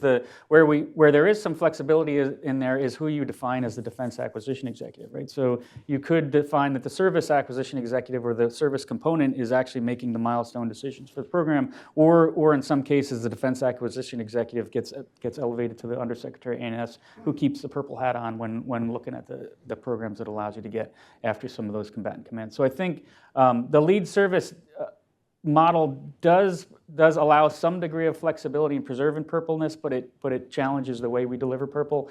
I think the other piece of this are some of the authorities that the lead service has may not actually be there despite the perception that they are, right? So if you've got a program that's got Navy components and Air Force components and you identify the Army as the lead service, well, the authorities that the Army actually has over the Navy and the Air Force aren't actually what you think they should be for a lead service, and there's some degree of freedom that the Air Force and the Navy would have to do their own thing, despite what the lead service is saying. I think we've seen a long history of that, things like counter-IED, where you end up with services interfighting about what they're doing, and you end up in these potential stalemates that will further delay capability because of those relationships within the lead service program. Margie, to what degree can CDAO be that acquisition authority for software capabilities, especially when you think about decision support tools and the infrastructure that you're talking about for data translation? Yeah, we're giving it a try. So our acquisition authority was actually requested by the Joint AI Center, the JAIC, back in 2020, because when they looked around at how to acquire AI, the department hadn't even really leaned into the software acquisition framework first, and AI is going to be even more different than that. So we do have acquisition authority inside of CDAO. It's currently limited up to $75 million. So we know already that the software budget is much greater than that for what we want to do. And it's going to take the personnel to do it. And so I don't think we have the full staff inside of CDAO to do all the software acquisition for the department by any means. But we are looking at different designs of how we could go after this. Do we work on the requirement of CDAO to ensure the joint interoperability of different data elements, data products, potential software tools, and execute the acquisition piece through a service? And that's a little bit different than having a lead service that works the requirements on their own. Do we bring certain things in-house? We've got a TradeWinds portal where we work directly with different software companies to try to make a connection and reduce the barrier to entry to government. And so I think I keep going back to experimentation, but I think there's a lot of opportunity to experiment on the business side of these capabilities in addition to the technology. We had time for maybe one more question from the audience, because I have another question I want to ask. Yes, in the back there. Someone's going to bring the microphone around. He'll get there. We'll wait. There. Okay, thank you. Scott Weston from Pacific Aerospace Consulting. As we look at our ability to rapidly prototype, get these things out, change the way we make decisions, change the way we integrate our joint force and make command decisions in the field for the COCOMs, we don't fight alone. So how are we integrating our partners and allies into this so that they're all struggling with joint integration interoperability as well? We don't arrive at incompatible solutions where we're actually moving further away from each other. Yeah, so I'll jump in only because it's a good news story, so I don't have to be afraid. On Raider, we entered that from day one with the realization that's important. At Indo-PACOM Post last year, and Indo-PACOM has been obviously a big part of our focus, and I led a session on international Raider. Had 7 different nations attend and participate in that. We currently have an agreement with Australia and the UK to do collaborative Raider starting in 26. Don't know what that means quite yet. And through the AUKUS agreement, we're going to start experimentation on that literally this year. And it's interesting because, in a funny way, very similar to services. I want everybody to be the same, but I understand that there are distinct differences. Obviously, as you add your allies, you're bringing in sovereignty. You're bringing in their desire to get their companies work. And so, while I think we need to embrace it, we need to embrace it in a way that truly understands the ebb and flow across all of our partners. But certainly, as you said, we aren't going to fight alone. There's the old adage, you train like you fight and you fight like you train. So if we train alone, if we experiment alone, when we fight, we're going to get it wrong. And I think we all understand that. So although I think it's new and it's unfortunately more complex than merely telling the Army and the Navy to play nicely together, we're already on the path, and I share your opinion that is critically important. The final part I'd say on it that has come from a lot of discussions with our allies is we in the U.S. maybe need to start waking up to the concept that buying something outright from an ally is helpful and additive to the architecture, and that's different than the way we do it. They are all used to buying from us. I think we're used to understanding what they do, and if they have something really good, co-investing in U.S. companies. And so this concept of, in certain areas, if UK is best in breed, bringing that just sole source into our architecture is at least an interesting way of increasing the amount of productivities that's going across the good guys, for lack of a better term.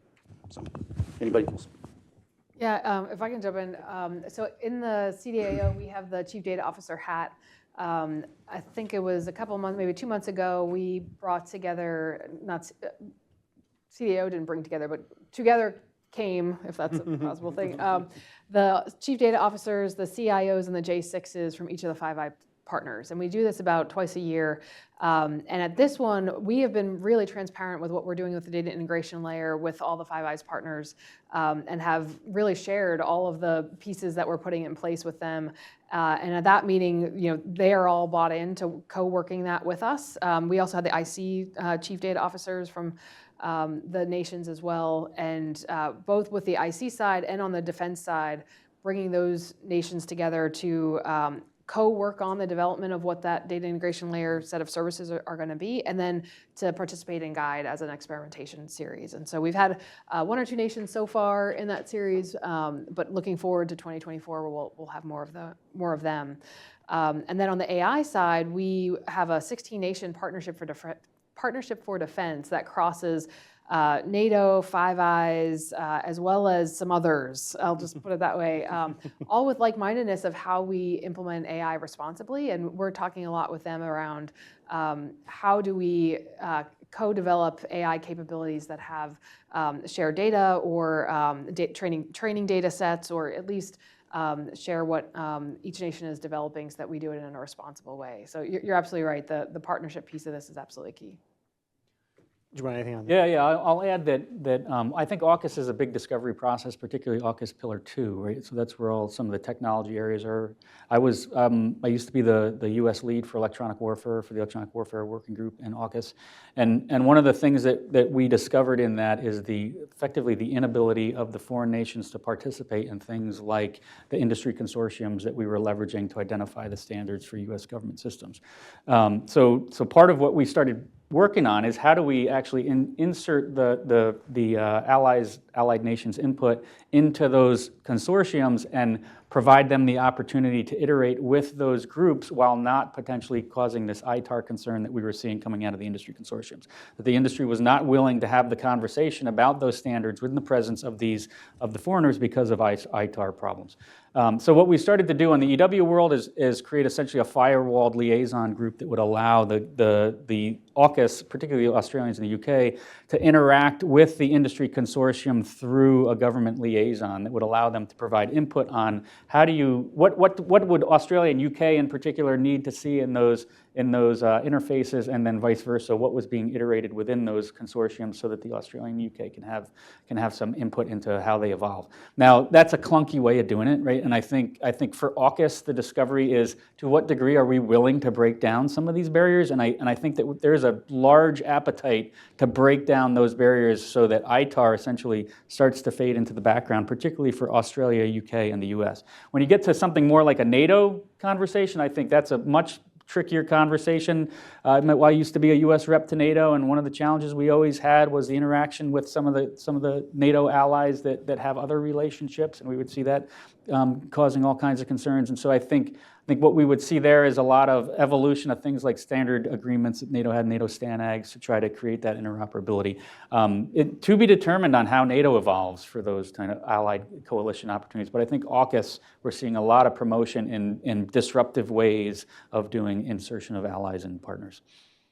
Yeah, so I wanted to wrap up the discussion with a little bit about how industry should be posturing itself to better support integration, because I think you've got various models out there. You've got commercial companies that are coming in and putting a lot of their own money to work, in terms of trying to create something that's interoperable, and you've got large primes that maybe come at this from the perspective of being the gatekeeper or your interlocutor, or in the past, prime system integrator. So how should companies be trying to improve their ability to integrate in a model that's increasingly open, hopefully? Because I think there's some companies' business models were based on having a proprietary hold on the way that things were built, and then some companies are hoping that they basically depend on a completely opposite model. So how should they be thinking about positioning themselves to be able to participate in this mission integration effort as it evolves?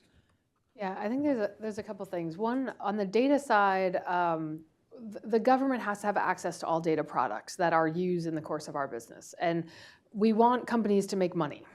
So how do you balance the architecture and the business side is something we talk about a lot inside of CDAO. One is can we think about different incentive models? And so if we said that we needed access to all the data products that are produced, can we pay you for every API ping that you get in your software? So I think one way is help us think through some creative business models that allow industry to make money, but give government access to the things that we really need. And the things that we need are the things that are going to give us the agility and flexibility to respond to new customer needs inside of the department.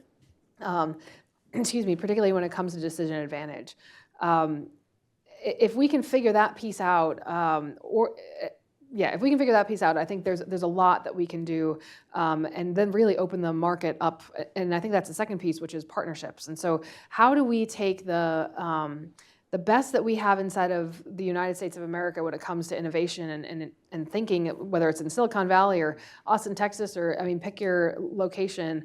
I think there are a lot of small companies that have really innovative ways, but the barrier to entry into DoD is so big. And so for those companies that do have either platform capabilities or existing system capabilities, how do you partner with data and software analytic-based companies and help them come in knowing that we want access to those data products?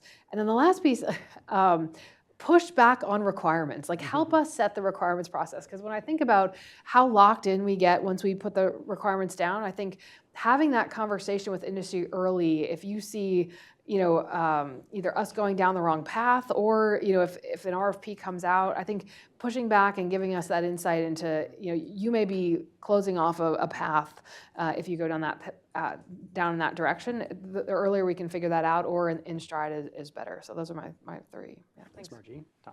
Yeah, real quick thought. So I brought up this idea of reducing the emotional, value of making a decision. That's easy for me as the buyer to say, right? So I can just go to you, I buy 5 DJI drones from you. That's all I buy from you, and you can't invest in a line for that or anything else. I got a couple of us had the opportunity to travel with DSD when she went out to the Indo-PACOM to look at the CJAD-C2 universe. And it's funny, I turned to Margie and Craig, and I actually asked this question. And so, it was basically, how do we keep this an open marketplace where we aren't big? I mean, it's not India, it's the DoD, so we aren't going to need as many licenses. But I want to have flexibility in the software. I want to let the big kids and the little kids play in the same arena. But like Margie said, I want the best and brightest to want to work here, which means there's got to be an incentive scenario that attracts the best and brightest. So as the technologist who doesn't have to worry about that part, what I would ask is for help on that, meaning how do we create an architecture where for CJAD-C2, it's open, you all get to compete, but you are eager to be part of it because there's incentives there that help you thrive as a company. I would say, keep in mind that the government is paying close attention to these MOSA industry consortiums and what they're recommending and what they're evolving, and then trying to provide input back to iterate with it. The government isn't intending to say, this is what we're going to do and this is how we're going to do business. We're paying attention to what's going on in these consortiums. So by participating in those consortiums and understanding where you're going and having a chance to put recommendations in, you're getting an opportunity to feed how the government is doing business. I think the other piece is to keep in mind that there's an appetite appetite for evolving requirements. Right? I know I was 20 years an S&T program manager, and one of the challenges that I always had was we would create high-level metrics for some of our S&T programs, and when we would engage industry, we would have a lot of questions about, well, what's your requirement here? What's your requirement there? And my feedback was, well, you tell me, right? Tell me what the state of the art is. I know so much, but in many cases, the industry developer knows more about what you could possibly accomplish. And I think if you keep in mind that there's an appetite for that type of feedback that says you could potentially get to here, it creates an opportunity to evolve those requirements. If you influence those industry consortiums and you participate in them, keep in mind that the government is paying attention to those consortiums. We are not directing something independent of what those consortiums are saying. We recognize that those are groups of SMEs that are well-versed in these problems and provides an opportunity space to bring in not just traditional vendors, but also the non-traditional vendors who can align with those types of industry standards. Well, thanks, Dave. I appreciate it. And thank you all for being here today. Thank you all for participating in the discussion. So Margie Palmieri, Tom Browning, and Dave Tremper, thank you very much for being here from the various parts of the Office of the Secretary of Defense. And we're going to take a break right now, but I'd like to thank you all for being here. We're gonna reconvene here. We're sorry to interrupt the networking with another panel, but that's what they told us we have to do. My name is Arun Serafin. I'm the director of the Emerging Technologies Institute at NDIA. I'm happy to be here as a partner with Hudson in organizing and running this event. Appreciate Brian and his whole team for letting us participate in this event. It's my honor to be the moderator of this panel, an industry-focused panel on integrating across C3ISR with a great distinguished group of technical experts working in industry. The common theme with these three is that they're all guilty of working at DARPA at some points in their career, but it's not their fault, as I think. So let me go down the line and introduce folks really quickly and then ask them to build on my introduction. And then I think what I would love for you all to do is to react a little bit to what we heard this morning from Shyam and the government speakers. And then if you could talk about what your companies are doing to look at this question of the technical challenges to achieving interoperability. Working on Capitol Hill, we used to dwell on everyone's failures. And so now that I'm reformed, I would love for you guys to talk about some success stories, some hopeful glimmers of opportunity that we see. And then maybe we can move into a dialogue and then open it up to questions at the end. So sitting next to me is Evan Fortunato, very brief. He's currently the president and CEO of Apogee Research. Steve Walker is the VP and CTO of the Lockheed Martin Corporation. And John Launchbury is the founder of Tangram Flex. And so I told you those were brief, and they are. And I'm going to turn it over to Evan to start off the dialogue. Okay. So just jump right into my initial thoughts?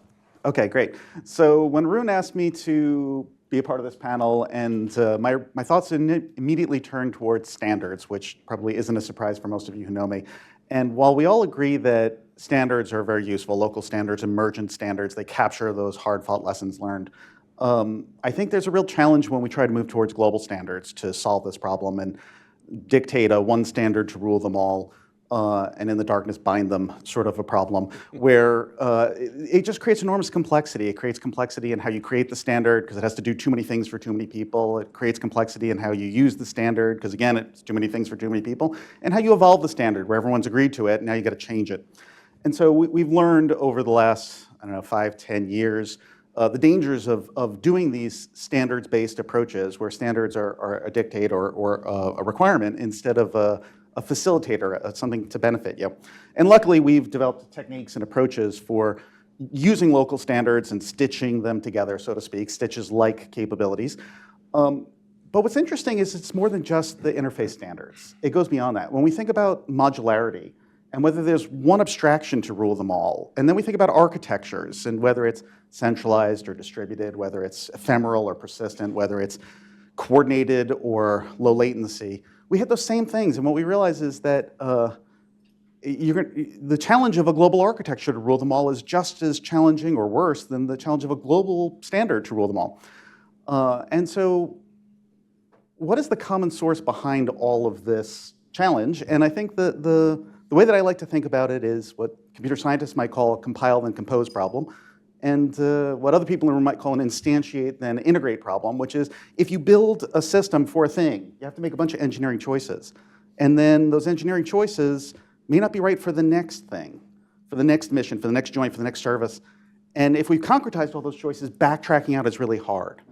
So the thing I'm preoccupied by is how do we defer some of those hard engineering choices, the ones we can, such that we can make those choices later in the game? And how do we as technologists facilitate that idea of deferring concretization so that we can integrate and then instantiate to get the thing we need now while still getting the thing we need later? If you haven't been able to tell yet, Evan's much smarter than I am. And I was thrilled to have him as a PM at DARPA when I was there. Shotgun Browning mentioned something earlier about Assault Breaker 2. And it's an effort we started at DARPA focused on developing new joint warfighting concepts, developing a modeling and sim environment we could use, and then experimentation. And so when I came to Lockheed Martin 4 years ago now, I kind of brought that mindset with me, and I kind of tried to focus the company, and it's a big company, 114,000 people, about 60,000, I believe, of the best engineers in the world, and tried to focus the company on this thing called JADC2. I think I called it JADO at the time, but this idea that there are really some key capabilities we need. We need to understand where everything is 24/7. We need to be able to communicate and network resiliently. We need to be able to make decisions faster using things like AI and machine learning. We need to be able to connect kinetic and non-kinetic effects, protect our forces, and resupply in a contested environment. Those are kind of the 6 things that I focused on when I came to DARPA. And you know, as you focus on those capability areas, key technologies rise to the top. And one of them was, how do you do that resilient comms and networking capability? And how do you do AI and machine learning to help humans make decisions faster? And then how do you connect these things?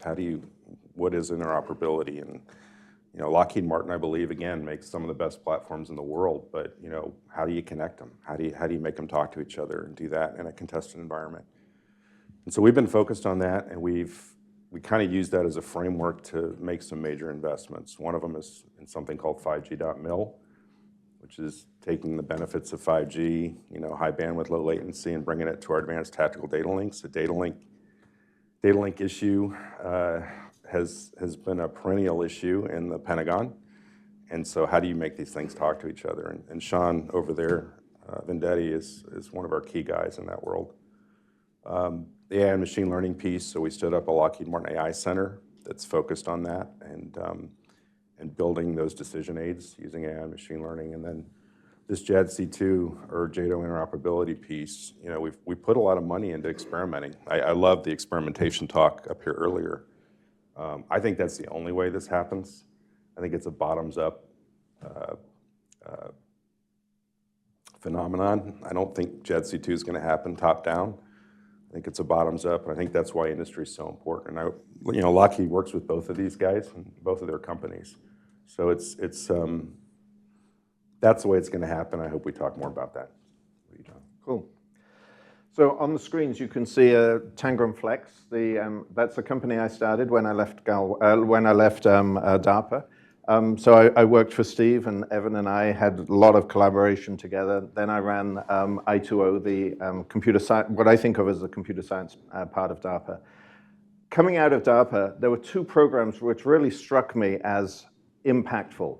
So one of them was the HACMS program, High Assurance Cyber Military Systems, which is all about how do you bring cybersecurity in a provable way to complex systems.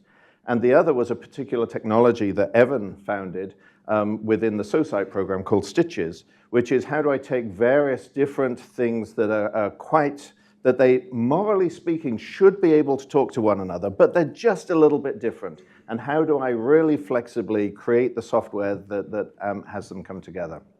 And so I was passionate about these two things, HACMs of some mathematical basis of being able to get cybersecurity and this flexible integration. And so started Tangram with the idea that this is a place where we need to bring easy to use tools that can be used again and again and again in this kind of setting.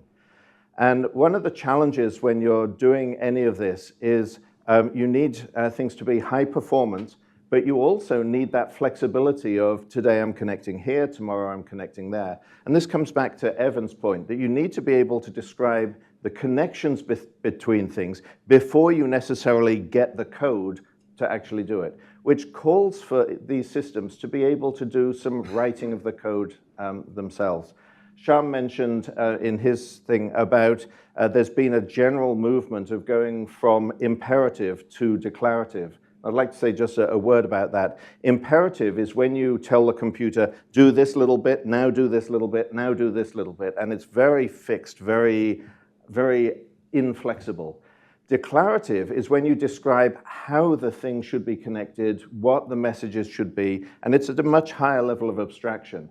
And if you have tools that will take you from that declarative layer down to the imperative, then you get the kind of flexibility that Evan is talking about, and it enables you then to get get the performance at the point that you need to instantiate it. We did an interesting thing with AFRL RY recently, where they were taking their autonomy core system in order to, and wanted to take an off-the-shelf autonomy controller, this particular one for avoidance, and pull it in and have some confidence that it was going to behave correctly. So there's a couple of problems you need to solve when you're doing that. One is, can they even just talk to one another? Okay, so we can use stitches-like approaches to make sure that they can talk to one another. But now the question is, how will those higher level functions interact with one another? Will they be effective? Will they sort of interfere? Because you might have one system which is trying to accomplish one thing and another system that's trying to accomplish another thing. And so again, we went to declarative techniques, did higher level declarative models. In that case, used a language which has been in industry for a long time called Lustra. It's often used for modeling hardware and things like that, but you can model higher level behaviors, streams of messages. And so we modeled the system using that and then used a formal method, it's called an SMT solver, a satisfiability modular theorem, if you want the detail, to ask deep questions about how are these things working together. And what's quite interesting about that is you talk about logical properties when you're doing that kind of thing, of how these things should work together. And then those logical properties can actually get manifested in the C++ code as checks that are there when you've got your engineered system at the end. So I'm a big fan of saying we need mathematical approaches, declarative approaches to thinking about cybersecurity and thinking about connectivity. And that's the thing that gives us great flexibility. And I would say, since stitches has been mentioned a couple times, I wanted to ask Evan, can I, Arun? I wanted to ask Evan to explain stitches a little bit, because maybe not everybody has heard about it or knows about it. Sure. So stitches is a tool chain that basically allows you to take two systems that morally should be able to interoperate, but were designed independently and therefore made a set of different choices of how they represent numbers, floats or ints, how they represent information, where they aggregate, where they disaggregate. There's all these engineering choices that have to be made. And it allows you to link those two, stitch those two systems together such that they interoperate as if they were designed together when they weren't.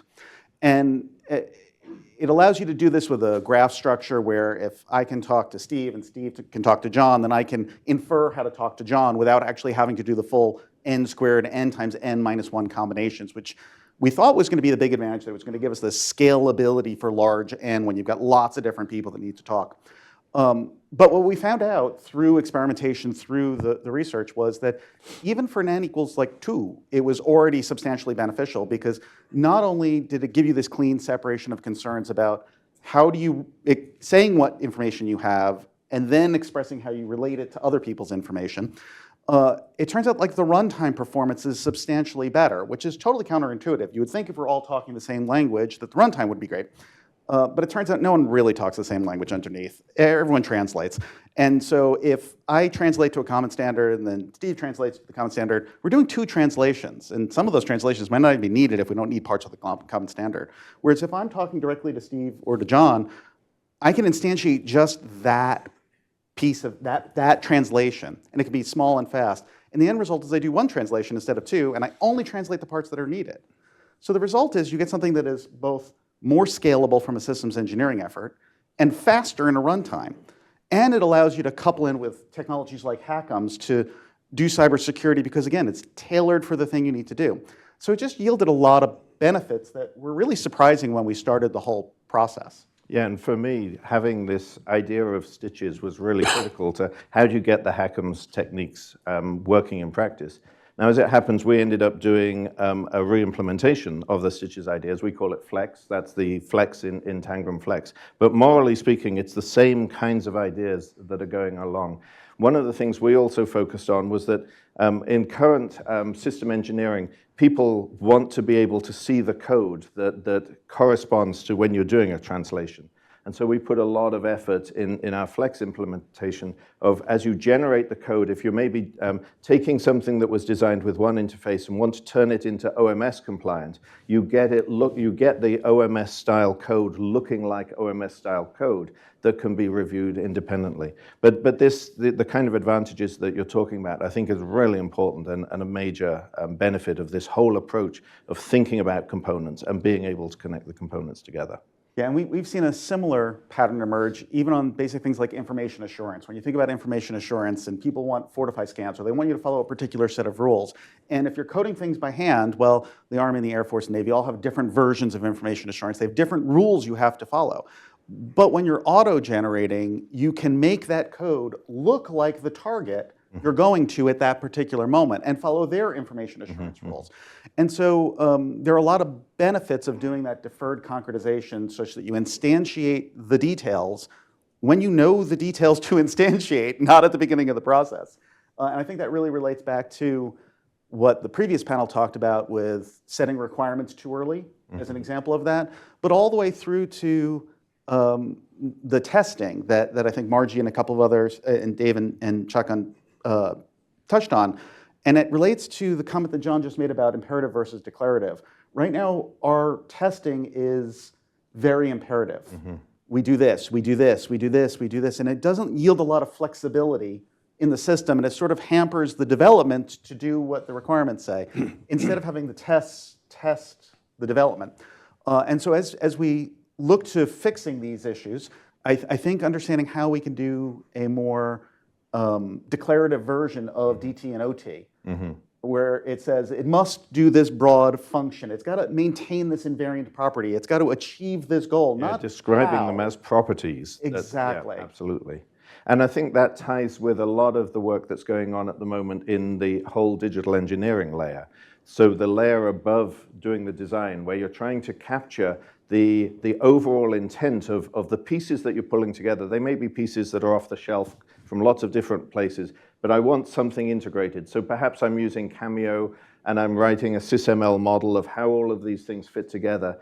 Now the failure mode at the moment is you start building this and you end up describing this is what I want and the software is over there, and there's this kind of gap between that model that you've done and the software. And I think it's really important that we have more and more tools that reach up into the Cameo level and bring it down to what we think of as the software level, and conversely move from the software level and go up to the Cameo level that has that interoperability. And we've started doing a bunch of that at Tangram, of being able to span those gaps. But I think that that's going to be really important for keeping a handle on what's the overall behavior that I'm wanting from the system.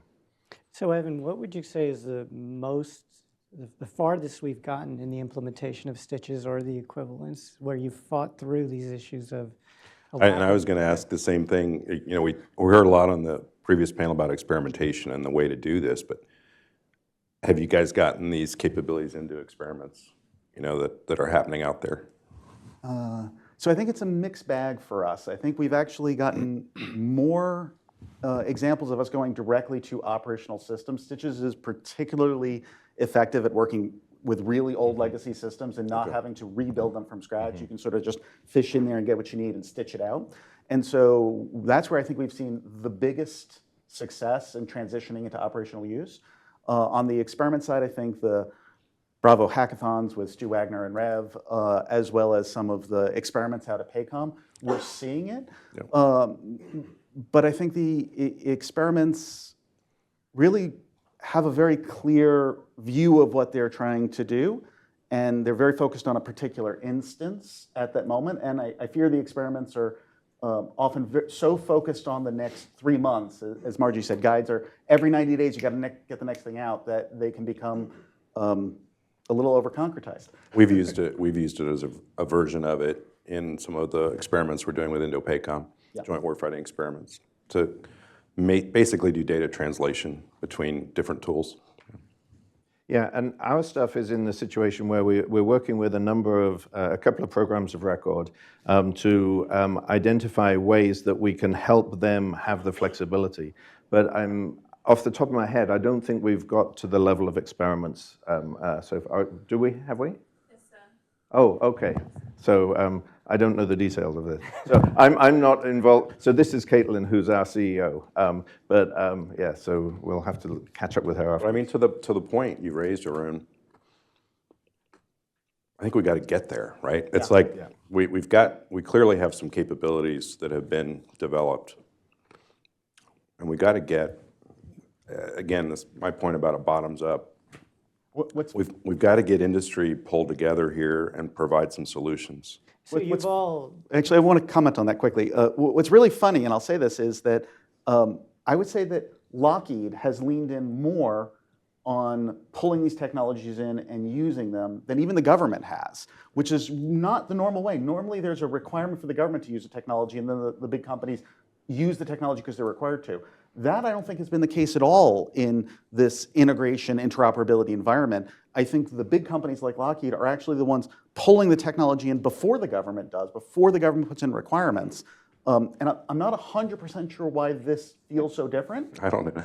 Well, you know. But empirically it is. Like I say, we are making some investments in things like 5G.mil and our AI and machine learning capability, and we set aside a chunk of money, fairly large chunk of money, to do these experimental efforts with the government and with other companies.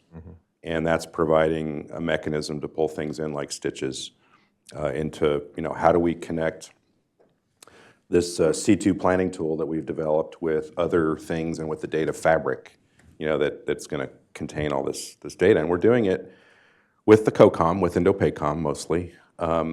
And so they're getting a chance to drive the car a little bit and test it out. And that's why I think the experimentation piece for JADC2 is so important.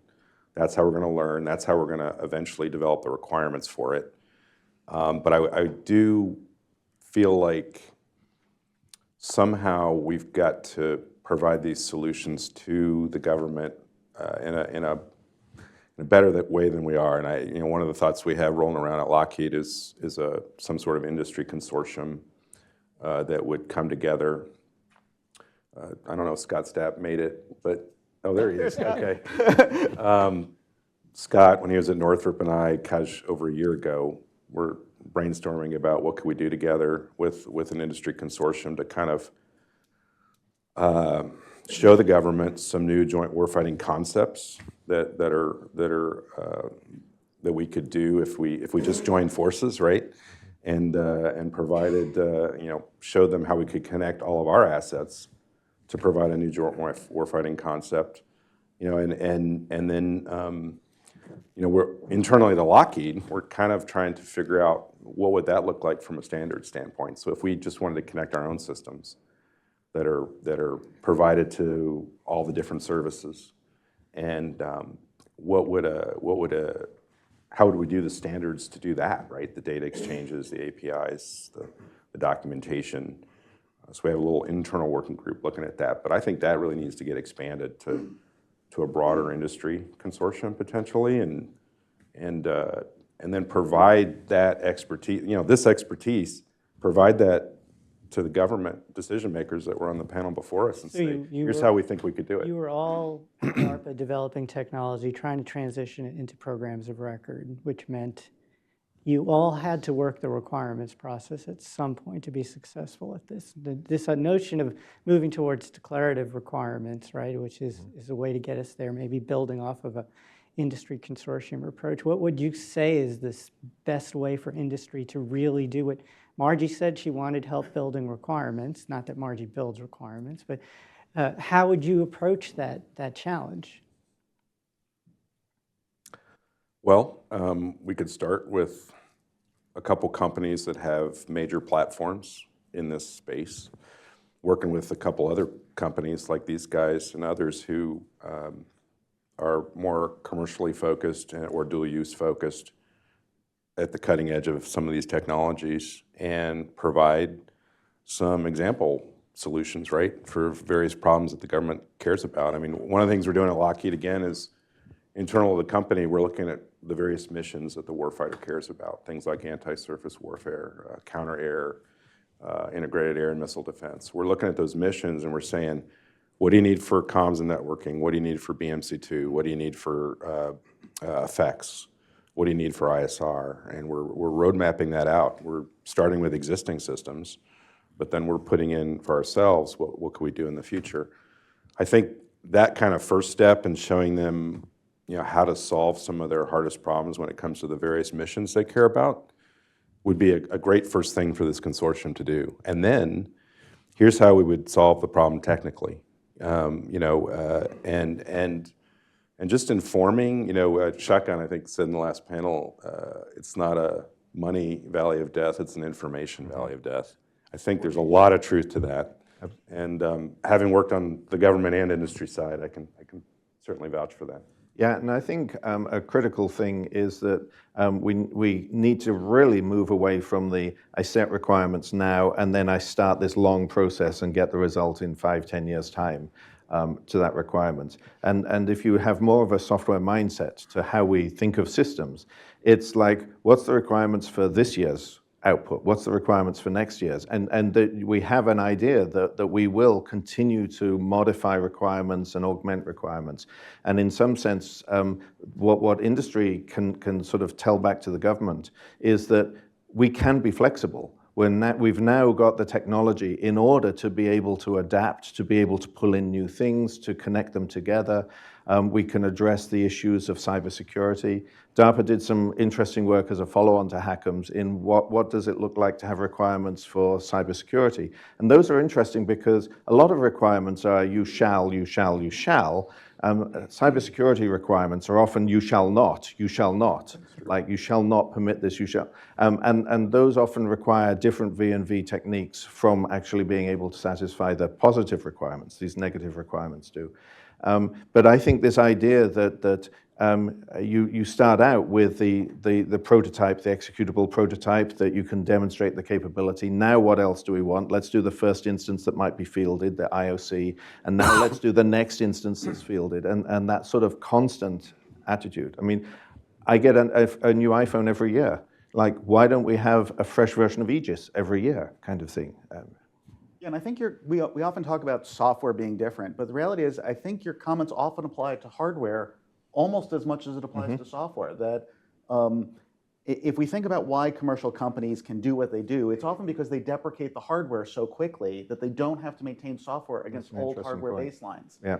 If you tried to run a modern Apple anything on a 10-year-old device, it just won't even load. Right. Whereas we expect our software to run on 300 megahertz processors in a 10-generation back. Well, so you may update the processors, but you might still have the same actual firing mechanism or something like that. So you're doing, yeah, that's interesting. So thinking about how we can rapidly update both hardware and software in stepwise fashions. And then I think in the earlier panel, we heard a lot about the beginning of this process, which is how do we do prototyping of joint interoperable capabilities.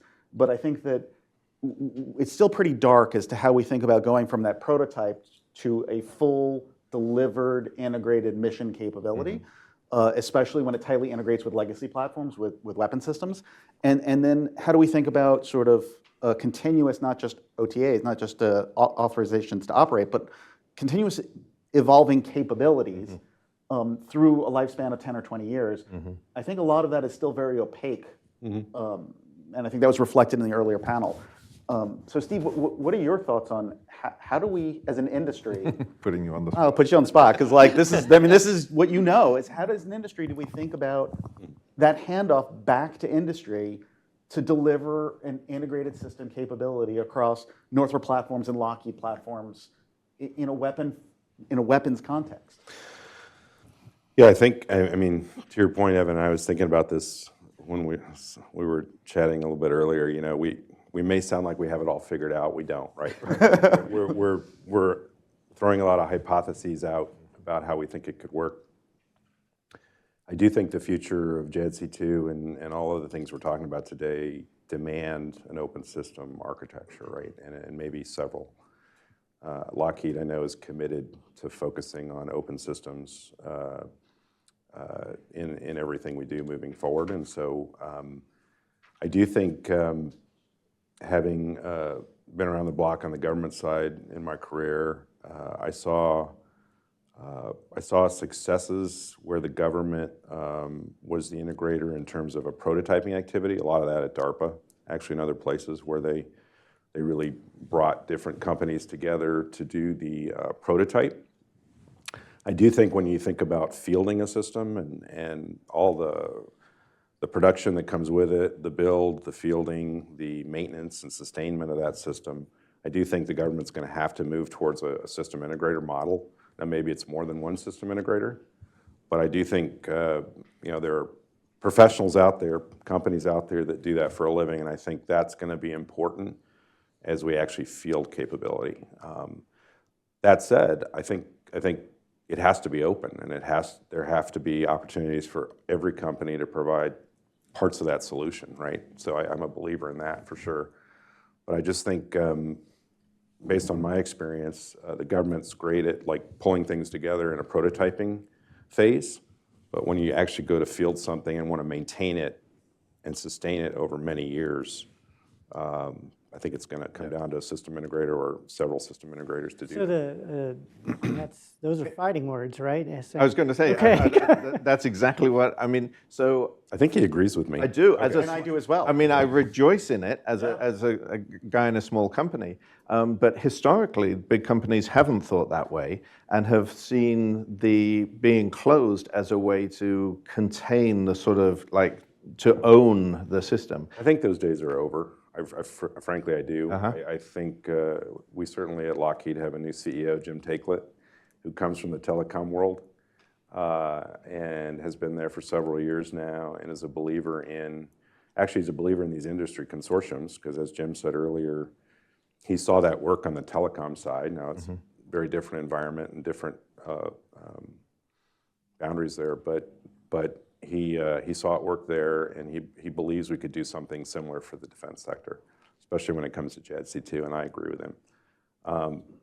But he's all in on open systems architecture and providing the opportunity for others to participate in that system. Now, I think the key there and why experimentation is so important and what these guys are doing is the architecture, right?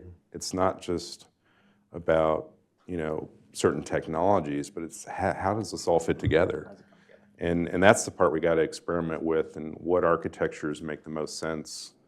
And I think it's going to take large and small companies to do that for the DoD.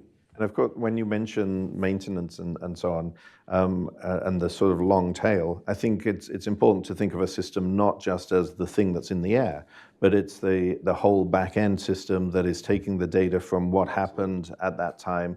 Can we analyze it? Can we understand now what improvements? And that whole cycle, and there's so much that's going on when systems are fielded. So let me ask about it sounds like, I mean, this is a disruptive approach using some disruptive technologies. It's going to disrupt the business model, but Steve says he's okay with that. Well, the way I look at it is, if we have an architecture that allows us to connect all these things, Lockheed sells more things. Okay. Right, Right? absolutely. I mean, you know, it's a business model that works for everybody. Does there also need to be a change in the way we think about and allocate data rights to make this work? Or is the policy framework that we have in place not going to get in your way? And when you talk about data rights, there's two different things. There's the data that is sort of from that you're learning from the situation, but there's also when you think about software code or designs, those are often called data rights. Which do you have in mind? It's actually both. Okay. Well, and the interfaces as a separate thing than the software. And I actually think that. But haven't we agreed that the interfaces are going to be open? You know, I'm the contrarian on this one. I actually don't even think the interfaces need to be open. I think that you can easily imagine a model where systems need to have documented interfaces. Yes. And they either need to expose those as open interfaces or provide a mechanism for mapping them to open interfaces. But we've often seen cases where you can have a particular technology where even the interface reveals so much about their special sauce that for a particular application, they want to map it from their proprietary interface to an open interface and only expose the open interface. That's an okay model also. So you could have an internal closed interface so long as you have an external open interface. Yeah. Okay. And you can have hybrid systems. I mean, when you think about Flex or Stitches, you could auto-instantiate the mapping from the proprietary interface to the particular open interface that makes the most sense in this context. So I think we become very, very focused on forcing open data rights on more than we as a society need. Obviously, we need enough information to do interoperability. We need enough information to do integration, to do all these things. But with modern technologies that have emerged over the last decade, I think it's less than we often say. So that's it. I was just going to say, I think the government customer is going to want security, right, in the whole system, and so they're not going to want to share everything potentially to everybody else, right? So there are going to have to be. You hit that issue left and right. Yeah. Right. We have to make it work for secure systems at different levels, which look a lot like proprietary concerns. Yet we have to have the solution for multi-level solutions and multi-NATO international solutions, multi-country solutions. So if we have to solve this problem already, why hamstring the industry so completely? Partially, maybe it makes sense, but there might be a better compromise point. So if any of you want to break into the STARPA break room chat, raise your hand, bring the microphone over to you, and then... This is why it was so fun to work at DARPA. I'd like to just ask a question, you gentlemen. All saying. Hold on a second. Just here it comes. Waiting for the mic. Here it comes. Test. Quick question. You guys are saying some extremely smart things. It's too bad that the panel that was here before, our leaders, are not in the room anymore to listen to the conversation. That being said... I've heard this many times before, don't worry. I believe it. That being said, the data interface layer that's being discussed with CDAO and possibly even laws might fund that. How does that fit into y'all's vision about getting after this problem? Well, I mean, I'm not the expert here in that, but I do believe that we have something internal to Lockheed. We call it the data fabric, which is sort of the same, I believe, concept. We've been using it in our joint warfighting experiment with INDOPACOM and being able to share data amongst different systems and then always provide it back to the data fabric as an underlying data source for these systems to operate on. I don't know what, in particular, what CDA is trying to do with theirs, but I do think it makes sense from the standpoint of trying to develop and this capability, this JADC2 capability. You need one kind of source, I would say, of data that all the various systems can use. What do you think? Yeah, I'll be the contrarian again, which is, I don't know what the deal is for CDAO because I don't think it's been published yet. I agree with the concept behind what Steve just said, which is there needs to be a way for all the different applications to get access to the data, and my mic being on this side is really tricky. But I'm not sure there needs to be one source. It could be that you have a heterogeneous set of sources. Yeah, so maybe I'm nitpicking, apologies, but it needs to be a heterogeneous set of sources, each of which is optimized for their own purposes. They need to be self-describing. If they're not if you have no idea, if they're just data blobs, that's a tough problem. But you don't need them to conform to the same schema. It doesn't need to be in one database. It can be very heterogeneously described for different purposes, and maybe have some mappings to some common schemas, so that if you don't know the details, you can access the common schema and get maybe a lower quality version of the data. Or if you want to take the time to link into the best representation for that particular instance, you get a higher quality. And I think we can do that. I agree with that because there are going to be security constraints on putting all the data in one spot. Yeah, I don't think I have any, I mean, I agree with the view, yeah. Other questions? But I'm not sure that's how other people are viewing the data integration layers, and I'm not sure how to get that thought out a little more broadly. I actually do think it's important. As you say, there may be lower resolutions of the data, particularly if you're going across classification layers. And it's important to be able to talk about what does it mean to take a piece of data and then downgrade it to a lower resolution. But this is just another stitches or flex like transformation, which is taking one piece of data and describing what it looks like at a lower resolution. And just if we have the idea that you've got the original pieces of data and then lots of mechanisms that talk about how I could use this data in different contexts, then you get a huge amount of flexibility, as opposed to thinking that I have to concretize that data into lots of different forms once and for all. You get a similar effect with the comm systems. We like to think about having big fat pipes everywhere, but in contested environments, that's not going to happen. Yet we lock our data and our comms together when in fact you could have a data model that says this is the most important part of the data and this is the less important part. And if you've got enough comms to send everything, you send everything. But if you don't, here's what you send. And that representation can be dynamic. It can be the source that tells you what part of the data is most important, such that you get this sort of dynamic evolution. And the more we move away from this fully concretized design end to end, the more we can get to integrated systems. Nope, there's one. There's one in the back. Can I get a bottle of water? Is that I think You it's have one at your foot. underneath Oh, I do. You moved it under. You. You hit it when you move the chair. Hi, Brock Christopher from Deloitte. So I hear a lot of good talk about industry collaborating and work together. I absolutely love that. Have you seen a successful model where all could benefit from the collaboration, not just at a point in time, a discrete point in time for one system, but more of a scalable model? Maybe you've seen it at DARPA, maybe you've seen it in other places, but I haven't seen it successfully implemented, especially around a discrete set of problems. Let's just say data integration or integration writ large. So if you could think about something that actually can work, I mean, I'd be interested to hear. Yeah, so I mean, I think we've done it with Lockheed and with other companies where Stitches is an MIT open source license to anyone in the DoD. Lockheed has a team at Lockheed that is sort of the first tier Stitches support at Lockheed. Lockheed uses Stitches on whatever they want to use Stitches on. They regularly feed us back capabilities and feature requests and work with us on demonstrations and pull us in when it makes sense, but don't pull us in when it doesn't make sense. Our business prospers, they get benefit out of it, and I think it's... Yeah, that's a good example. I mean, it's over almost a 10-year span we've been doing this, from the DARPA program to the Air Force programs to other things, applied broadly in great collaboration. And while Lockheed is the best example of that, other prime companies doing that also. Was your question actually more about like how might a Lockheed and a Northrop sort of play nice together? Oh, sorry, I misunderstood. No, I you know. You can answer now, and Scott can rebut. Yeah, Scott can say later. It's tricky, I'll just say. I mean, we are competitors, but we both care about the country, and we've come together in some initial conversations on how we might work together on some initial kill chains.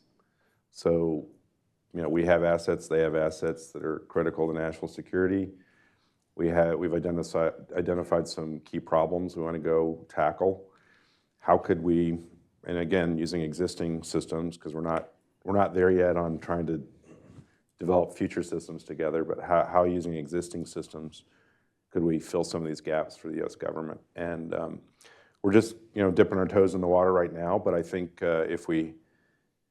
if some of the folks that were on the panel before were to stand up and say, hey, we love that idea, let's go build an industry consortium to do this, I think we'd be all in on that. Yeah. Al, where did the mic go? There it is. Hey guys, really good talk. A little bit like a chameleon on a plaid shirt. You're all over the place, but that's okay. A couple of things you said. First off, I want to commend you because I agree with most of what you said. But Steve, you talk about experimentation. And I haven't heard anybody talk about a permanent standing test bed for experimentation with open standards and digital engineering so that you don't, you know, we're going to now do a series of waterfall experiments. We need to be agile with a test bed that's there. Then the other thing, Evan, I would like you to comment, something that just, as an old government guy, makes me a little nervous. When you talk about self-generating software, I hear great avenue for a potential adversary to inject malicious code. So I'd like to know about the security, and do we need the government or somebody to set up a permanent test bed? You might, because why don't you go first? Because I know you were whispering in my ear about some of the comments earlier about, having the software be, manipulated. Yeah, you want sure. to answer that first? So I'll answer the cybersecurity question first. So intuitively, everyone thinks that way, that if you're auto-generating code, that there are vectors for attack. And if you're doing runtime auto-generation, there's more vectors for attack. But I actually think it's the opposite. Throughout the community, there's an understanding that homogeneity is the death of a species. And the worst thing you can do from a cybersecurity perspective is make everything look the same. Because no matter how good you make it, there's always an attack that a sufficiently funded and motivated adversary can find. Whereas when you're auto-generating code, you can throw away all the cruft. You can have only the code you need for this instance. You can make it heterogeneous. You can make it look different every time. You can use the Hackums-like techniques to generate formally verified for the assumptions you've made, what we call execution monitors, I think you call them something different, blockers that are defending the weakest part of the code by the strongest part of the code. And so when you're in an environment where you're continuously generating, you end up with a, I think, better cybersecurity posture, not worse. Yeah, and I would echo that. When you think about it from a formal methods point of view, you start out with your high-level declarative. You're going to produce your actual runtime code. The high-level declarative has a precise semantics of what it means. You can identify the semantics of the runtime code, and you just ask the question, are these two things equivalent? And so you actually have the ability to check that the code that you've produced has the same meaning, has the same behavior as the thing that you said. And frankly, all the time you run code, if you write C++, you're not actually running C++. It is auto-generating machine code, and you're probably using a compiler that you don't really know where it came from anyway. So I agree with Evan that you actually have more opportunities for cybersecurity if you start at that higher level and auto-generate the code. And while it does occur every now and then that the compiler was the bug, the vast majority of bugs in systems are not the compiler, it's the programmer. Yeah. And by moving to a higher abstraction, you reduce the amount the programmer has to keep in their head, and therefore reduce the total bug rate in the generated code. To your point about a T&E environment, Al, I couldn't agree more. We need one that exists probably on the government side. What we tried to do under Saltbreaker 2 is stand that up, modeling in SIM environment. Shotgun mentioned it's kind of at the beta version right now with what they call the Vanguard Force Command and Control Center. Lockheed actually is plugging into that through our joint warfighting experiment with INDOPACOM from the Lighthouse. So we now have a connection into that to, provide our expertise and tools to that system. I think they'd like to expand that out to others.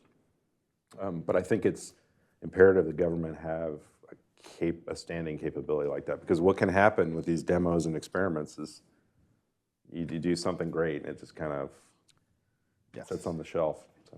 I just don't want to wait. And Arun asked me to pitch something we've done in ETI. We did a series on enabling the joint warfighter. At the end of the day, it comes down to speed and agility for delivery of capability, not requirements, but delivery of capability. And how fast can you get there, and how quickly can you get to the right bit of information? Yeah. And I think the concept of a digital twin is relevant here. Yeah. Often people think of the digital twin as just one thing, like the exact replica at the software level that manages all the control systems and everything. But you can have different sort of levels of granularity of a digital twin. And even if you find that it's hard to build something which is modeling all the ocean currents or these kinds of things, you could still have one which is modeling how the thing will behave. You could flexibly connect it up to a scenario environment. And so I think it's important to be thinking about, like, I run my software, before I put it on my platform, I run it in a digital setting, and then I can move it to my platform. That's where we're headed at Lockheed as well. Everything's being built in a Cameo, modeling system in our modeling and sim environment.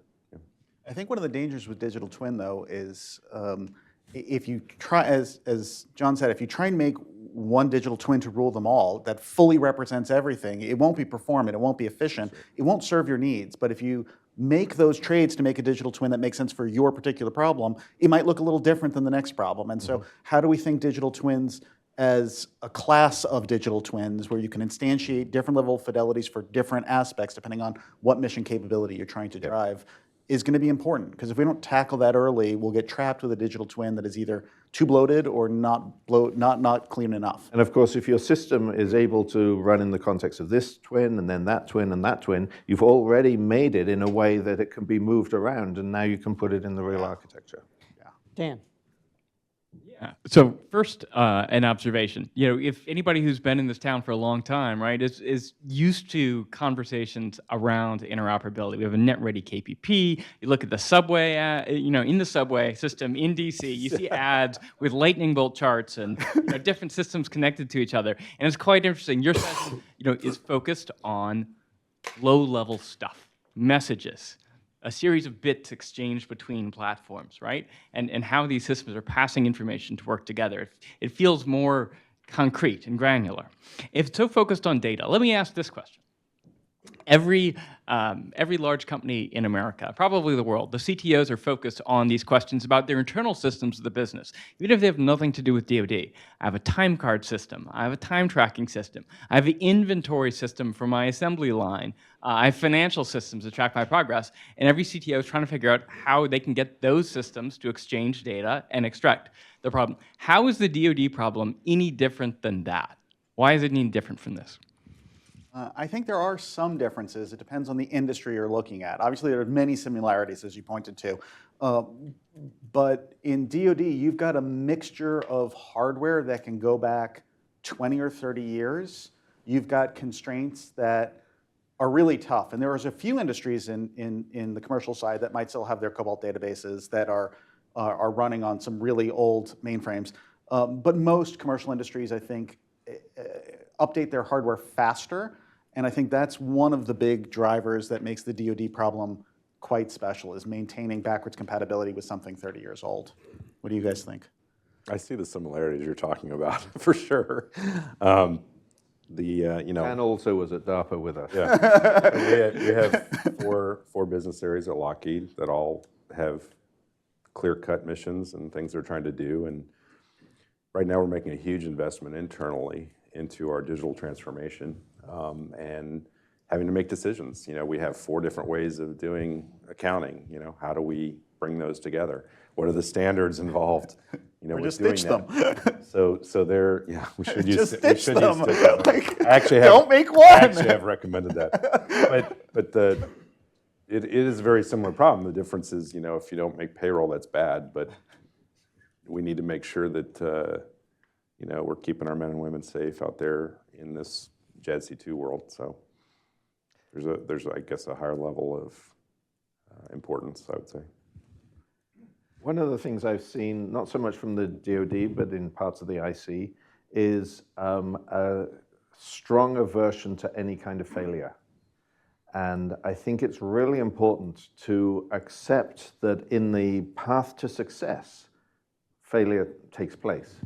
And so I've seen parts of the IC where they are stuck. They don't know how to move forward because they don't have a guaranteed path forward that has no failure. Because if you do a path forward where there's some failure along the way, that can be a career-killing move.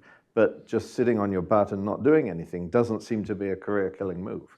And so I think that that's an issue with, like, how do you allow people to, maybe it's in the space of experimentation, do experimentation so that I can draw things together, recognizing that the first thing that I do, even the 5th thing that I do, might not be as complete as I might hope.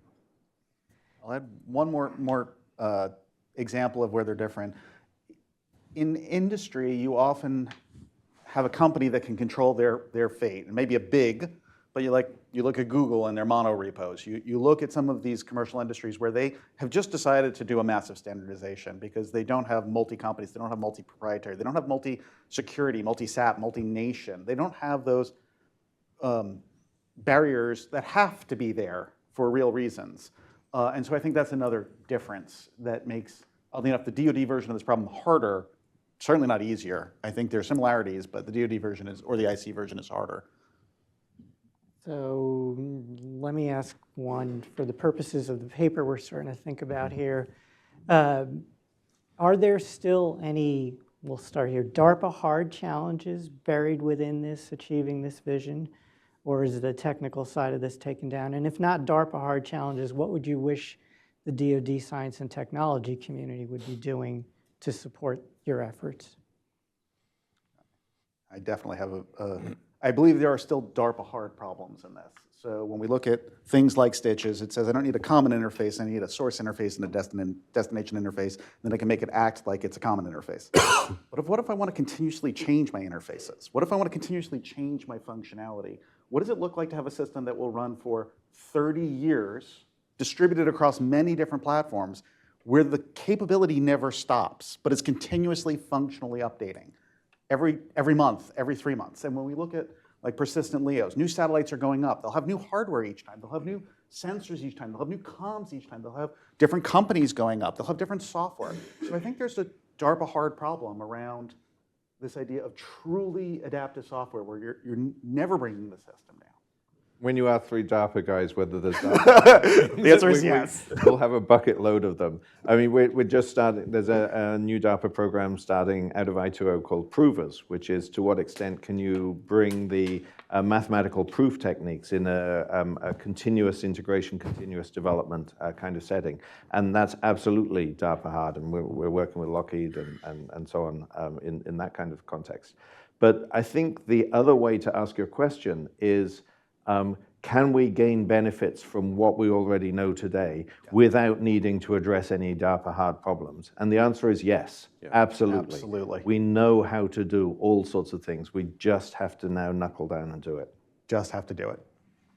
And all the way through to the end, not just start the first prototypes, go from that first prototype and experimentation to learn, to an MVP, to an integrated deployed system, and then transition that to a model of software adaptive hardware maintenance that works over a longer time span. Absolutely. All right, with that, we're going to call it. I'd like to thank our panelists for this discussion. Thank you, gentlemen.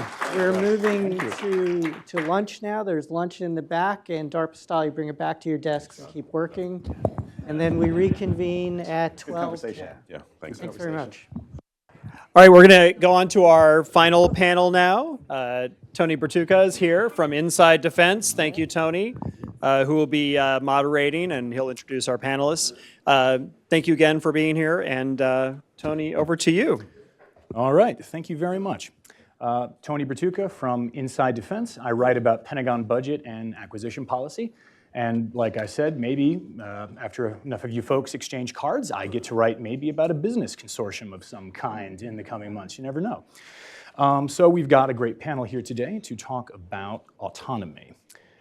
We've got with us, down here in the middle, Dr. Thomas Drake. He's the head of Ocean Battle Space Sensing at the Department of the Navy Office of Naval Research. We've got also here Mr. Scott Sapp, the retired Vice President of Capabilities and All-Domain Integration at Northrop Grumman Space Systems. And down at the end, Mr. Hugh Zabriskie, Lead Solutions Architect for Applied Intuition. They're going to have some opening remarks, and we're going to have a discussion about the integration of autonomy. All right. So we'll start with you. Yeah, absolutely. Fantastic. Yeah. I think I'm one of the only ones who brought slides today. So if we can pull up the slides over there. I thought it might be helpful since we're talking a little bit about a technical subject and can dive into some of the software challenges associated with the autonomy side. Or maybe while those are coming up, we can. Sorry. Coming up. There we go. Perfect. I'm subbing in today for Peter. Peter's our CTO at Applied. Unfortunately, I had a board meeting show up right on top, so I look forward to chatting about a lot of these topics and looking at the software side. JADC2 is in many ways a software integration challenge and about building a software orchestration engine for tasking and collaborating. So I think we focus a lot from the dual use side about commercial and automotive. How can we do a lot of the same things there and then bring that to the problem of sensors, shooters, and decision makers and connecting those together. So let's talk a little about what the challenge is in JADC2. From the software side, we're looking at bringing together a platform family of hardware software systems that all need to be able to talk together. I think this diagram looks very familiar to many of you. And if we zoom in on a single component of that, we typically are procuring an individual hardware software system that is developed in isolation. And so these systems are typically very hardware-centric, they're very exquisite, and they're designed rather in isolation of the other systems. And so we've heard a little bit today from groups like in the A2I, which are thinking about how do we change that, but that is largely how vehicle development has gone. And so as we move to more software-defined development systems, it will be the autonomous software that I think really changes how these systems can actually rapidly adapt to the battlefield. And the reason that autonomy is so critical is that it excels at consuming the vast quantities of data created in our world and be able to make decisions faster than our adversaries. So that's a real overmatch capability. But with that comes two new challenges. So first is that each of the software components will be updating more rapidly. And so how do we actually ensure that with each software update that we're still fielding a system that is trusted and reliable? And the second is evaluating interoperability. So this is really the integration testing problem. How do we test all of those systems together in a way that is efficient and gives us confidence that it can work in a variety of different situations? So I'll touch briefly on each of those and then how Applied fits into that situation. So first, looking at just the individual system. If we think about what a system faces, it's trained with a perception model on the front end that is perceiving the world around it and trying to make decisions based on that. So as we collect new data points, we need to be able to complete the loop that you see on the left there. So it starts with identifying new edge cases that you see in the world. For example, if we take Ukraine, there's a lot of drones being fielded for ISR missions. And so as those systems encounter new threats or new camouflage, how do you update that software to handle what it's seen?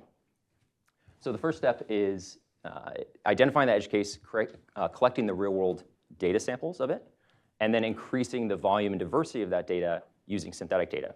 So for example, maybe we just saw it in a forest with one kind of camo netting, but how can we generate data that has many different kinds of camo netting in many different situations, night and day, different weathers, and go from maybe just a few images to thousands of images. And we can do that not just for the EO/IR spectrum, but for radar and other modalities that are key for sensing. From there, we can then retrain the model. I would say the ecosystem is relatively developed now to do that, and there's a variety of different systems. But from there, you get a new version of the model, and that model may have any number of new behaviors out of it. So if we think of it from code, your software change might have created new functionality or might have created a bug. And then on the model side, it might have completely new behavior because it's a nonlinear system. And so in the real world, we have infinite edge cases. And so how do we actually find the performance boundaries where it goes from passing behavior, however we define our behavior metrics, to failing? And so the right is showing kind of what that might look like if you were to analyze it from green, which is passing behavior, to red, and finding those areas where certain inputs change whether you go from good to bad. If we zoom back out to the family systems, then we're looking at integration testing. So how do we actually take all those systems now from the software layer and bringing them into a world where we can do that integration testing? So I would say that the first part of that is MOSA. We've heard about MOSA consortiums today. We are very big advocates of MOSA because software is very inherently modular. Every piece of software you develop is built from many different software libraries for the most part, whether developed in-house and third party. So this is nothing new for the software community. But the idea is that you should be able to take the software that's running on the vehicle and abstract it out from the hardware, and then be able to run that in a single simulation loop across all your different systems. The second is that once that framework is in place, it gets a lot cheaper to run every test.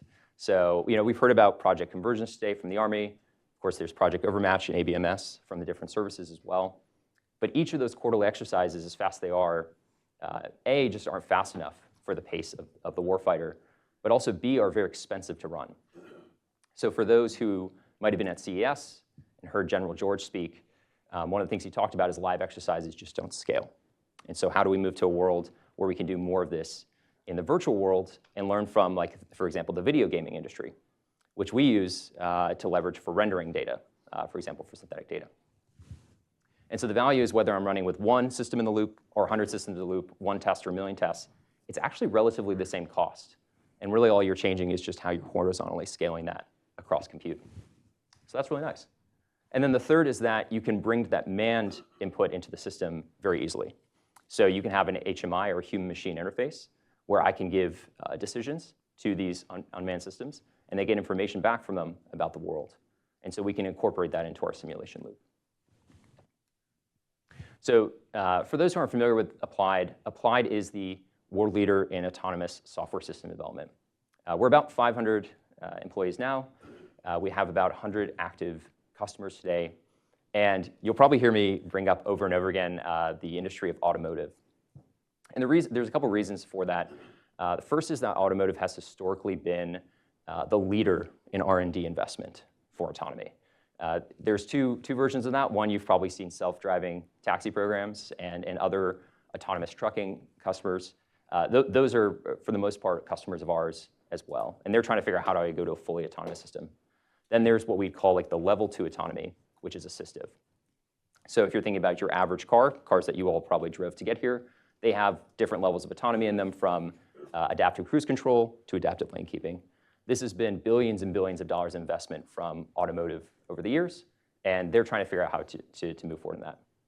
The other is that your car is actually an incredibly complicated JADC2 problem of its own, in the sense that there's hundreds of different software chips involved with thousands of different signals going between them. And so everything from your taillights to the telemetry in the front of your car is all like a single hardware software system brought into the loop and needs to connect together and talk to each other. So a lot of the things that we talk about with JADC2, which is how do these connect to each other, are all relevant. And then how do we optimize the architecture to support that? So about 3 years ago, we entered the defense space and wanted to bring a lot of these same concepts to defense. What's interesting, I think, is that every one of our projects has been very, I would say, unique in this space. It's not just like, oh, here's a simulator, here you go, and you'll get a lot of use out of it. So as an example of some of the work we do, we provide the T&E platform. We were talking about this a little bit earlier, a test bed for the robotic combat vehicle program. So as industry brings in new autonomous systems, how do you evaluate them in an apples-to-apples way? And then how do you help the DoD figure out what the framework should be for evaluating an autonomous system? Another good example here would be AFWERX. So we've transitioned our synthetic data technology for a variety of different air-to-ground and air-to-air domains. And what they're using that for now is actually on a classified program with a classified customer, but being able to generate data low-side so that they can work very quickly with industry developers. So it's something that Shyam actually talked about, and actually Shyam and I actually talked about this before his remarks, which was how can we bring more work low-side? How can we make it easier for industry to work without those data access requirements? And there's a lot more that you can generate synthetically than just camera data. Last thing I'll just say here, so hopefully some of these spur discussion, is that traditionally every autonomy project figures out its own infrastructure. And we see this very commonly because if you look at a large defense prime, typically it's organized around its larger vehicle programs. And Scott can add on this as well. I think what we've seen is that what the automotive industry has learned how to do is actually develop its own tool chain that supports all of its autonomous projects. So for every vehicle program, how do you have one tool chain that can support them? And that's pretty novel because typically you buy a simulator for maritime or you buy a T&E solution for aviation, and they're kind of seen as different things. So as we sort of unify the tool chain, how can we think about leveraging that as a single test bed for all domain? Because of course, JADC2 is inherently all domain and you need one place to be able to test those all. So I'll stop there and look for a discussion on these different points. So how do we think about rapidly updating the software in each system? And then how do we test them in concert? All right, great. So we started with you for a reason, a non-traditional defense company. So let's hear about what the government's got to say about this area, Dr. Drake. Well, all right. So I've got one slide, and it's going to be pretty different when it shows up. So I'm Tom Drake. I'm the department head for Ocean Battle Space Sensing. So we do everything from the sea surface down, except the platform. And then we do all the environmental sciences. So I'm going to come at things from that perspective. But I thought I'd show off one of the technologies that we produced. I would say it's pretty innovative. And what's surprising about this is if you're not familiar with FLIP, it's a 350-foot long ship that turns itself into a giant spar buoy. And the idea for this came about from a couple investigators at Scripps in the early 60s. They needed a very stable platform that was not attached to a pier so that they could make ocean acoustic measurements. And they thought, I wonder if we could get a submarine and flood one end of it and have it stand up on end. They did a little analysis and they decided, no, they couldn't do that. So they designed this ship in 1960. In 1962, it was operational in the water in Daybob Bay making measurements. Can you imagine anybody constructing a ship, especially a ship as crazy as this one, and getting it in the water? I wish we could do the same at ONR, but we used to be able to do things quickly, and now we need to do things quickly. And so there are examples out there. We work at ONR kind of from the TRL-1 to TRL-6 world. So we do work 6-1 to SAP. So we're knowledgeable about what's going on across the Navy, in the Marine Corps. But we're also firmly embedded in the universities with industry. And so we're building a lot of the enabling technologies. So underwater vehicles is a big part of what we've been doing for 25 years.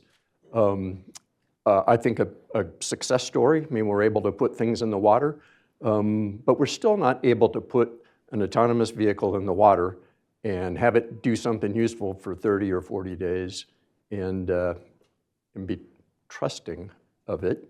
We tend to want to check on it every day or two. So we're not there.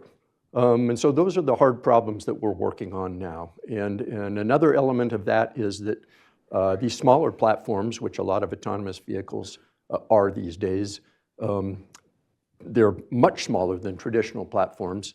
They're much more sensitive to the environment.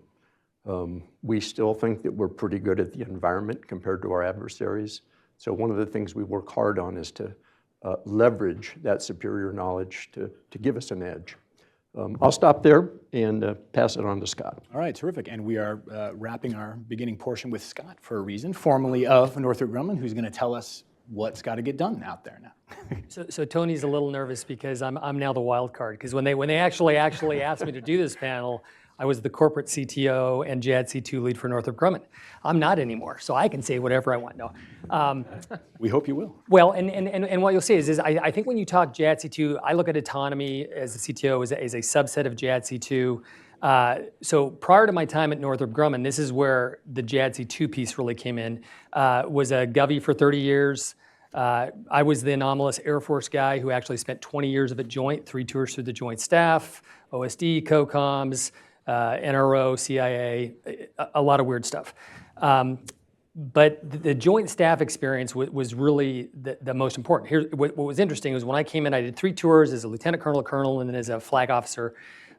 When I came in as a lieutenant colonel in 2003, there were 2 new KPPs, if people know what KPPs are, right? Key performance parameters for platforms. 2003, they were net centricity and interoperability. Those sound a lot like what JADC2 should be, right? This is 2003. So it's not like we haven't been thinking about this problem for a very long time. Fast forward 10 years, I come back and I actually, no rocks, I ran the JROC. So I ran the JROC for 2 years as the director of requirements. And what you see is we're just waiving all those things. Had F-35 come through while I was in charge of the JROC. F-35 comes through and goes, check mark for interoperability. I'm like, what? They go, yeah, we talked to other F-35s. Okay, I'm not sure that's exactly what that meant. And they're like, prove it doesn't. Okay, well, that's true. What does that mean? How do you look at that? How do you look at that problem? And we'll get into this in a minute, because when I came to Northrop, the last couple of years, we've been doing this consortium thing. My last tour in the military was as the OSD SAPCO. So if those folks know who that is, that's running special programs for the entire Department of Defense. So it's looking across the IC, the DoD, everything, and understanding what the entire portfolio of the military and the intelligence community look like. And what you see with JADC2, and this is so when you look at the spectrum of what we talk about, whether it's JADC2, whether you talk about autonomy, there's this very large scale. Some is from a commercial side, it's a technology side, and you can solve a lot of problems. What I'm gonna be talking about is this very further end, which is what we classically call, working with the COCOM, fight tonight. What do you do today? How do you get all your stuff working together? And what I will tell you is, after being the CTO and working through the department, this is not a technology issue. I mean, this is not a technology issue in any fashion. This is a policy, bureaucracy, how do you get everybody playing together kind of problem set that technology itself is not going to solve. In fact, what we had done, and part of the reason we set up this consortium was for that exact reason, is as you start to look at this problem set bigger picture, is in the past, every service used to be able to fight their own war, right? You could go into, when we went into Iraq, the Air Force could have won the whole conflict by themselves, so they say, and would have just bombed everybody into existence and made sure nobody could occupy the land, and you win, right? Army would have just gone and occupied the entire thing, all on their own. Navy and Marines would have gone in with a combination of air and ground, and everybody could fight the conflict on their own. What we're starting to see with Indo-PACOM and with Admiral Aquilino and Admiral Paparo is that our adversaries have JADC2'd themselves faster than we have. Everything works together. Everything integrates, everything plays together, data passes seamlessly, and when you look at it, their capabilities, my opinion, is not as capable as ours from a technology standpoint, but because everything works together, it becomes a much harder problem to solve for us. So you have this tyranny of distance issue. When we started looking at it, and I went back to the department initially after coming out of the special programs job, what you find out is nobody in any company was cleared to anything in their company.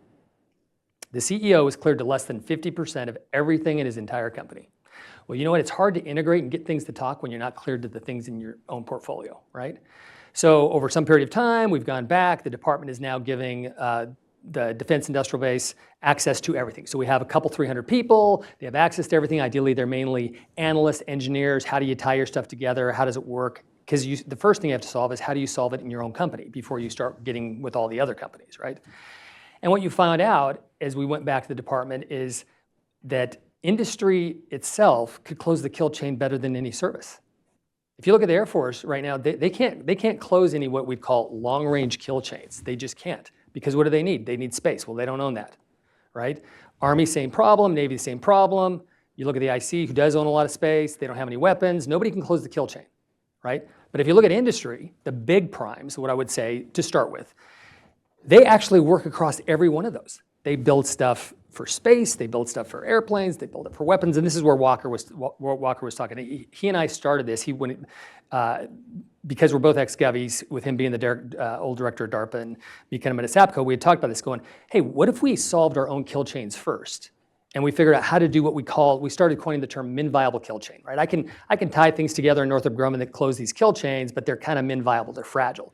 Well, what if Lockheed does it? What if Boeing does it? What if Raytheon does it? Yeah, on and on, right? Well, then the government only has to integrate us together, right? They can go, hey, well, that's not as good. Why don't we pull this one in and pull this one in? And once you start looking at that entire group, the government now has tools, right? And the reason we started with Fight Tonight, well, partly because you have to start with Fight Tonight, because for everybody who's tracking, this is a true existential crisis right now for Indo-PACOM. So it was all about Fight Tonight. We got to do it, which means you only have the toys you have today.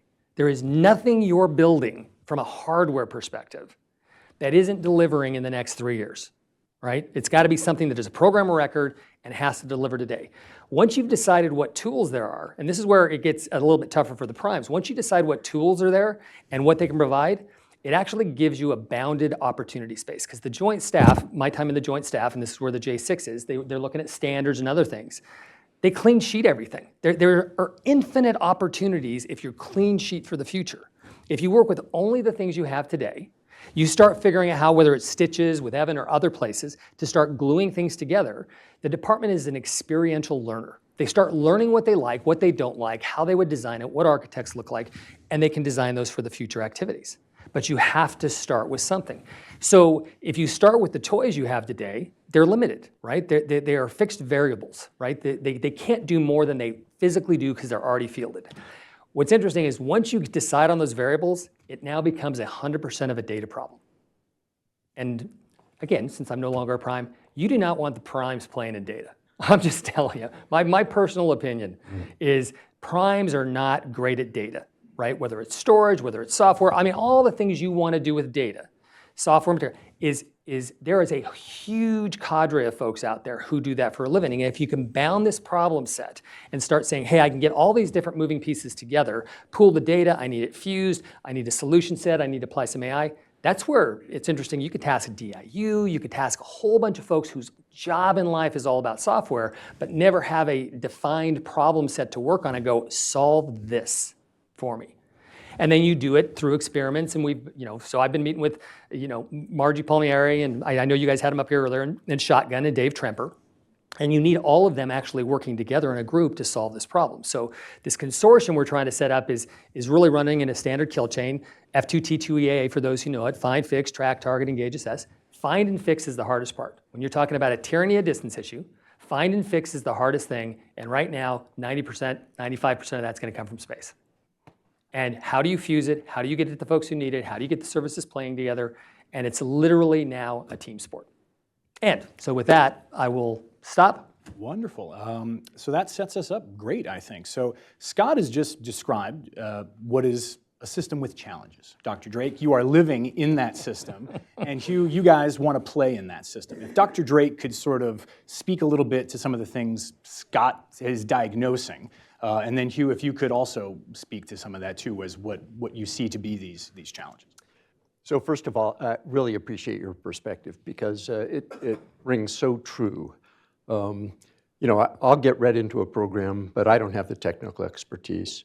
And when I say, the person who actually knows that, they're like, no, I can't do it. Yeah. I'm like, okay. Yeah. So how do we solve that problem? Well, let me go back to just a couple specific experiences that we've had where we've tried to work with partners. In this case, our Five Eyes partners. I can talk about this easily in here. So we've tried to do mine countermeasures. Those of you who have read about trying to find mines, it's really hard. The asymmetry is unbelievable. I mean, somebody with $1,000 can stop, aircraft carriers in their tracks. So the speed of clearing a Q route, or the route that you want to take, say it's into the Persian Gulf or whatever, that can take weeks. That's just a non-starter.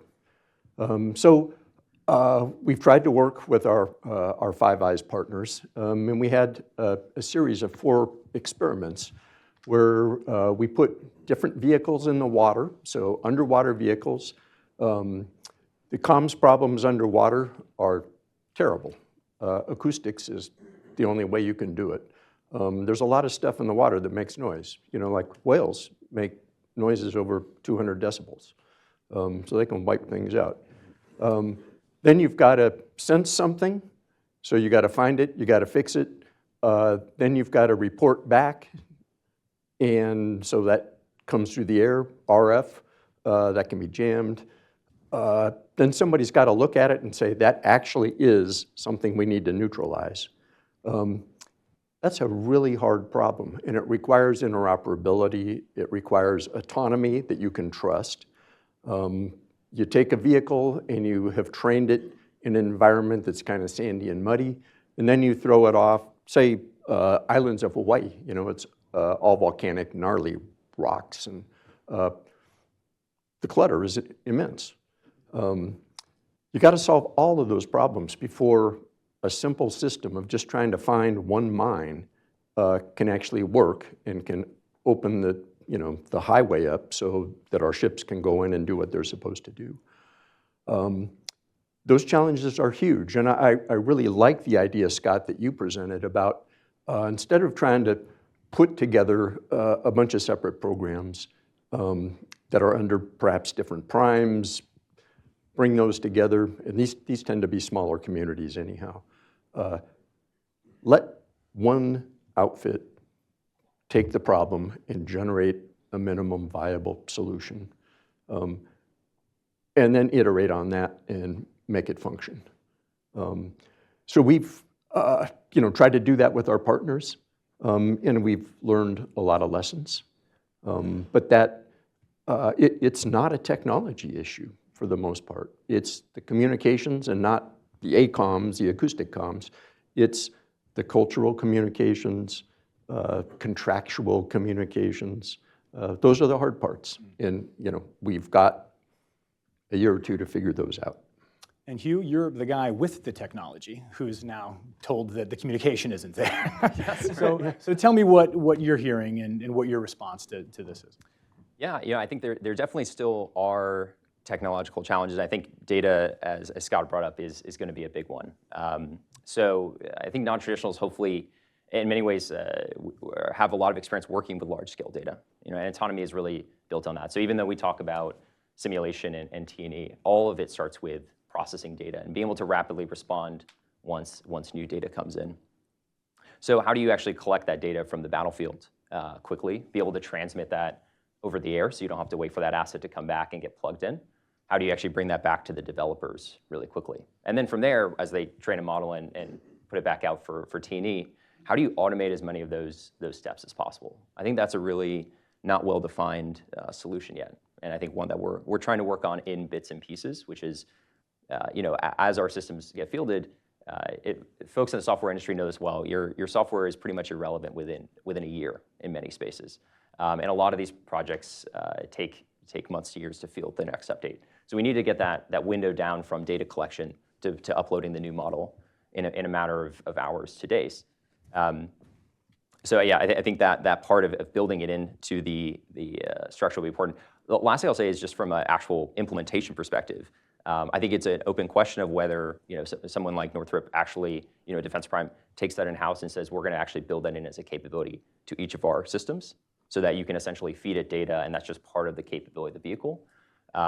Or is that something that is more provided at like a unified testbed level where there's a single platform, and this is something that I think CDAO is looking at with the Autonomy Enterprise platform. So something that they're planning to fund next year. But basically a single testbed where all that data comes in because the government, in a sense, owns the data. They're fueling the asset downrange. So the data's there, and then you bring the developers into that space to update the software. And then the government can choose which model ends up on that vehicle, right? And that might be more in line with the MOST architecture of, I can put someone else's software on this vehicle and deploy it there. But I think data will be the critical medium and how to transmit that faster. So Scott, since you were the one who sort of kicked the whole thing in the shins, any other thoughts about where the things ought to go here in terms of that communication and solving these bureaucratic problems? So I'll tell you what. So since this is a panel on autonomy, I needed to say something about autonomy. The services operate autonomously, right? There you go. They do not operate as an integrated group, and that needs to change. I came in '86. That's when Goldwater Nichols came out. They recognized that a joint world was needed because we had this problem doing the Iran hostage rescue, and that joint was good. You need to do something. So you had this joint staff developed, the chairman of the Joint Chiefs, the COCOMs, and what I will tell you is we did not go far enough, right? What you see is when every one of the services is allowed to operate autonomously, you cannot get integration. Where you have competition, you can't have collaboration. And what you see is and again, one of the issues with the department still is we spent too long, we spent 20 plus years without a real critical adversary, so the adversaries became each other. Everybody's heard of Pentagon Wars, right? And it's all about top line and budget, and they fight each other. And they have forgotten that they are not each other's adversaries, that there is an adversary they're actually now gonna struggle with. So they have to figure out how to integrate. So a lot of that is just cultural. what I think is these kind of forums, the more people write or talk on JADC2 and they say, it is not a technology issue. It is not, I mean, it is pure policy, bureaucracy. You know, one of the big examples I get is if you cannot share data in a fight tonight scenario because you're going to have allies, if you cannot share the information at a secret collateral level, you're wasting your time. 95% of the people are going to be at a secret collateral level.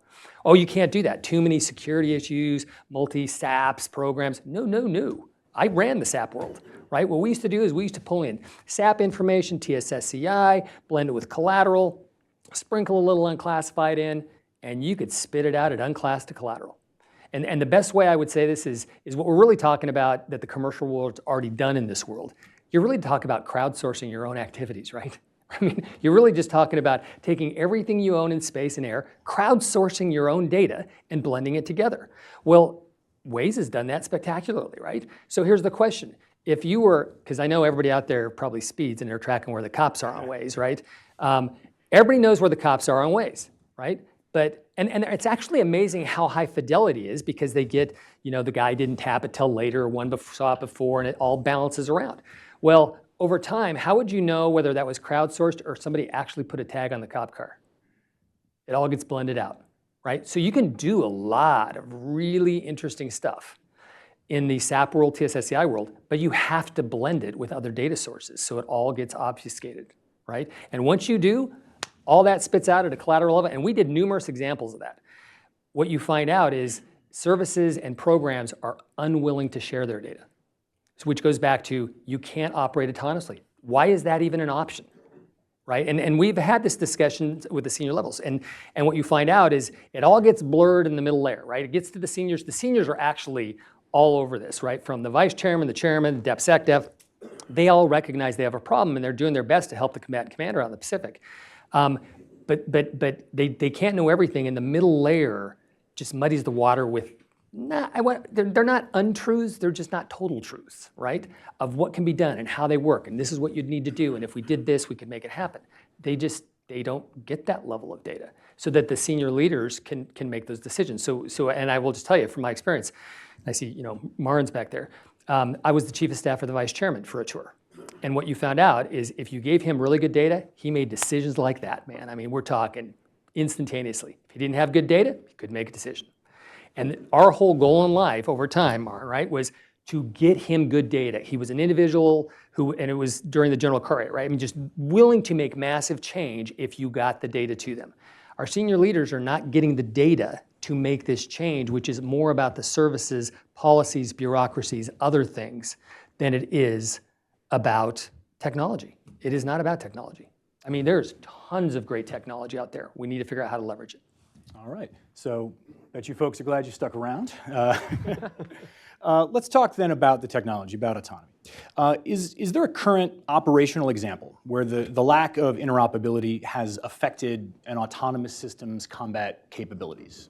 Anything that you are aware of out there? Go ahead, you. The thing that pops to your head I can't talk about.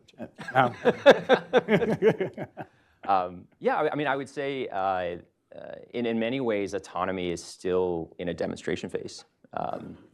You know, I think you hear about Ukraine and autonomy, but I don't think we see a lot of true autonomy getting fielded.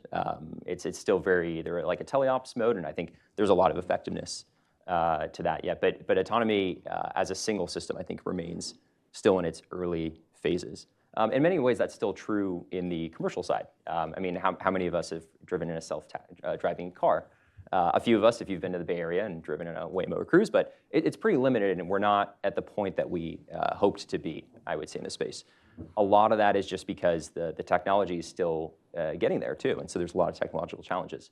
A good example is just being able to handle a lot of the edge cases that you see on the road. A lot of self-driving car companies will probably, you'll start to see them decline, I think, next year. And a lot of that is just because they haven't gotten the technology to work fast enough that they were to have an effective business model. And so they're trying to figure out ways to scale. And in the automotive space, they're saying, okay, we're going to look at autonomy differently a little bit. So GM announced a major reduction in its investment in Cruise. And how do we build incremental levels of autonomy into there? So I guess it's just a long-winded way to say I think we're seeing it start from things like Project Maven, where you're focused on the GEOINT level. Scott was talking about how important space is to providing that. And so that's a place where there's a huge quantity of data that needs to be processed and analyzed quickly. So that's a great place for it to start. But then from there, how do you make that more autonomous, more flexible across things? So I think we'll see it sort of incrementally grow. Okay. And Dr. Drake, without divulging government secrets, if there's anything you I've got can another offer more example broadly. Yeah, sure. So those of you who read Bloomberg might have seen this recent article. It's about a British treasure hunter who has put together this huge fleet. It's called Ocean Infinity of Hugin autonomous vehicles. They can map the seafloor en masse. And this capability has been out probably 7 or 8 years.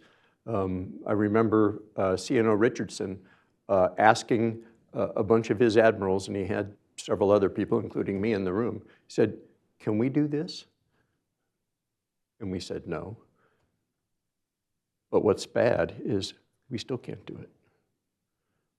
So this is just getting a ship that is customized to have, I think they might have 8 of these vehicles. They're commercial vehicles. You can buy them from Kongsberg. You put them on the ship. You can use autonomous surface vessels when they get spread out to do the comms, kind of a bent pipe thing. It's just a system of systems. It should be straightforward, but it involves some new platforms. We don't do platforms fast. So the autonomy kind of goes by the wayside. We're still platform focused, and even if we do have an autonomous system, the number of people that are required to keep that single system in the water is like mind-blowing. And Scott, if you've got something to offer. So what I tell you is autonomy, obviously in the civil world versus the DoD, I look at it as significantly different, right? So if you look at, Tesla or self-driving cars or any of those, autonomy is all about the data, right? It's about data and comms. And if you look at what they've done with any automated driving vehicle, your environment's pretty set, right? It automatically knows where the roads are. It's very rare that a brand new road comes up, right? Or that a stop sign isn't a stop sign, or all the signals they have. It has to learn from a bound set of data, and that world doesn't change much. When you start looking at autonomy, and this is where you want to use AI, right? It's a 2D world as well. And it's a 2D world. But more importantly, in the DoD, imagine driving your car with bombs going off, and now that stop sign isn't there, and things are blown up in roads, and you're trying to find all the way around.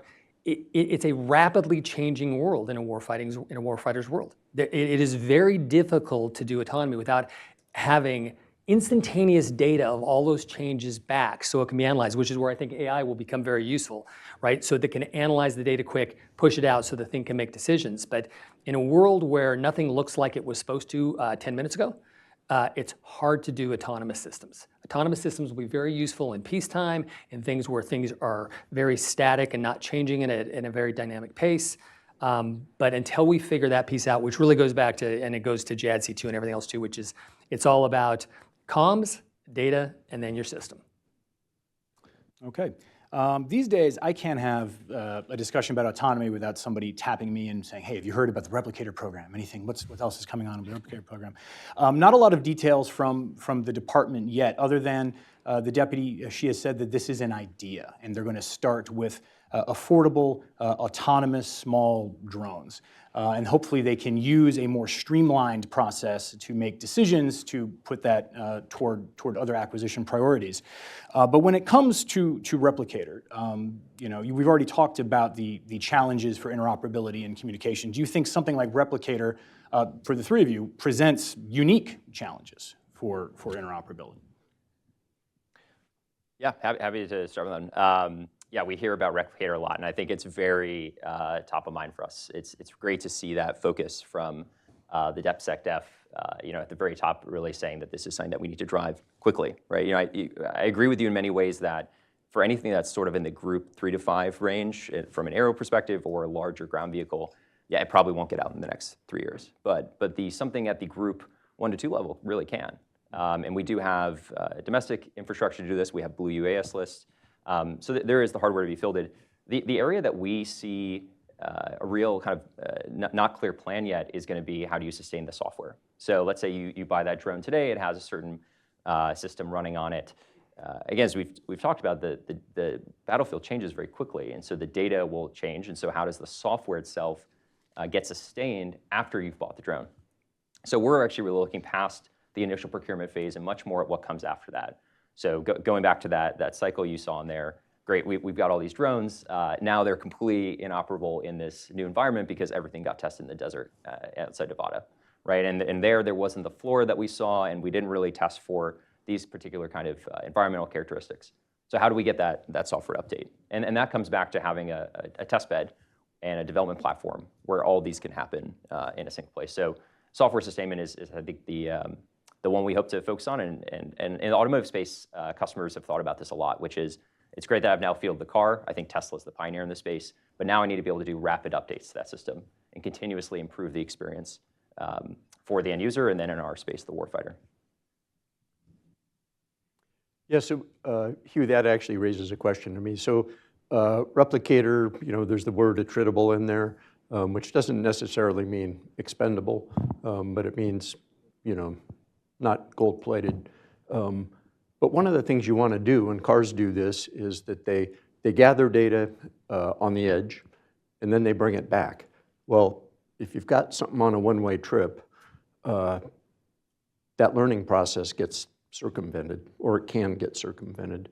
And one of the big issues that we have, especially on the underwater side, is you learn something new about the seafloor, for example. You come up and your bandwidth is limited. You might want to send a gigabyte back, but that's a non-starter.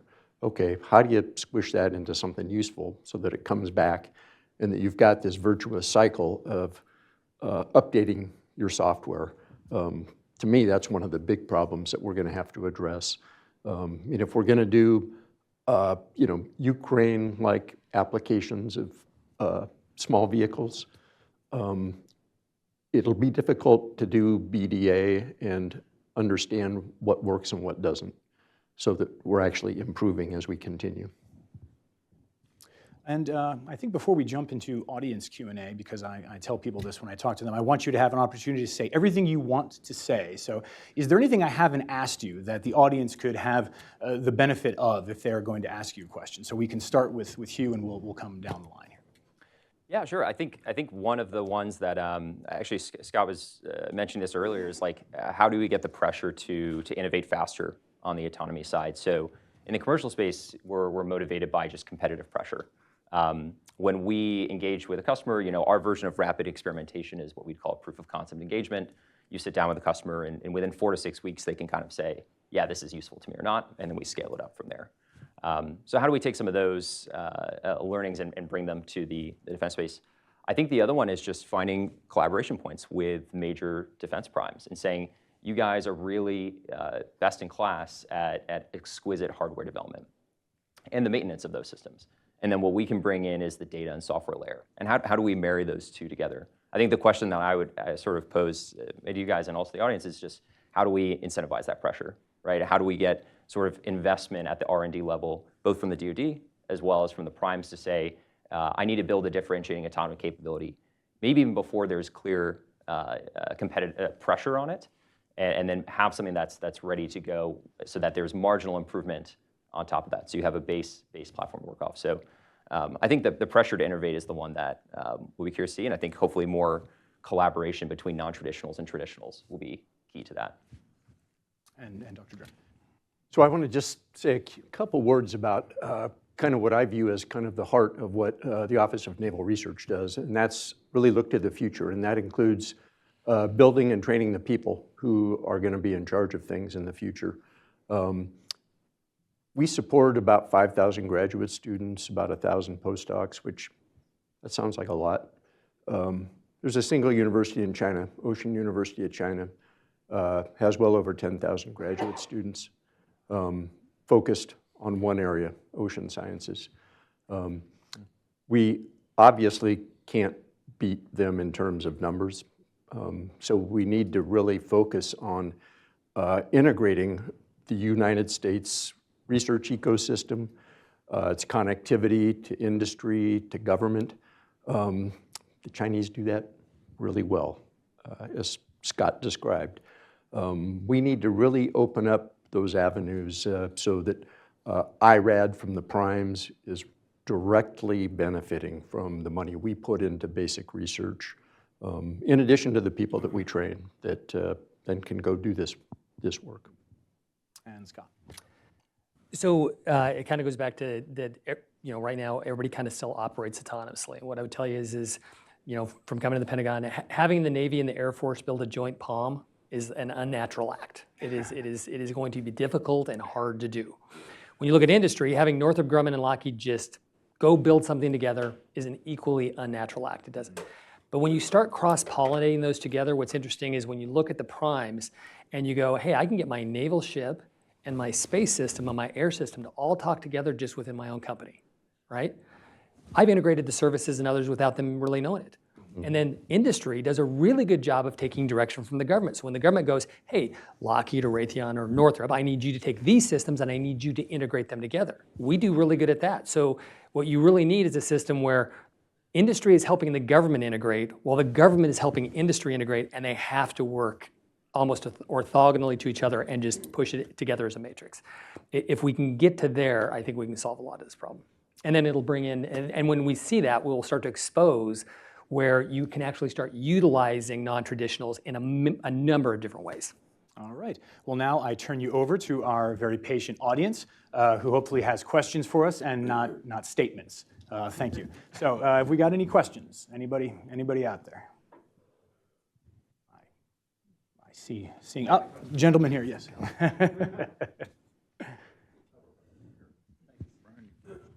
Yeah. So my question, Scott, is if we're going to have the primes focus on integrating within their own companies and have that be a service almost that they provide to the government, what is the opportunity for the smaller companies or the new players that might come on the scene, and then also isn't integration happening primarily via data? So is that an opportunity for other players, like Applied Intuition, to come in and help be the provider of the data integration services that might be necessary for the prime to even make its own things talk to each other?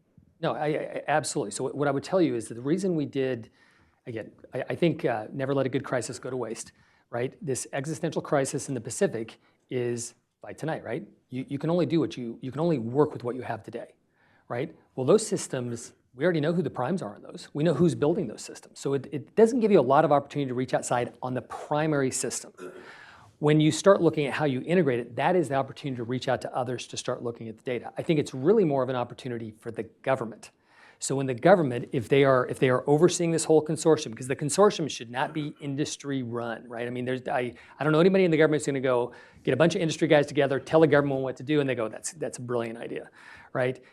They need to be intimately involved in running it. So when they start to see opportunity space, they see where the strengths are of the primes versus non-traditionals versus others, to go, hey, now that we've gotten these and we agree, what we run into is a problem with data translation, gateways, others. I mean, this is where Evan came in with stitches was, why wouldn't you drag that in and start looking at how you use stitches to actually do stuff?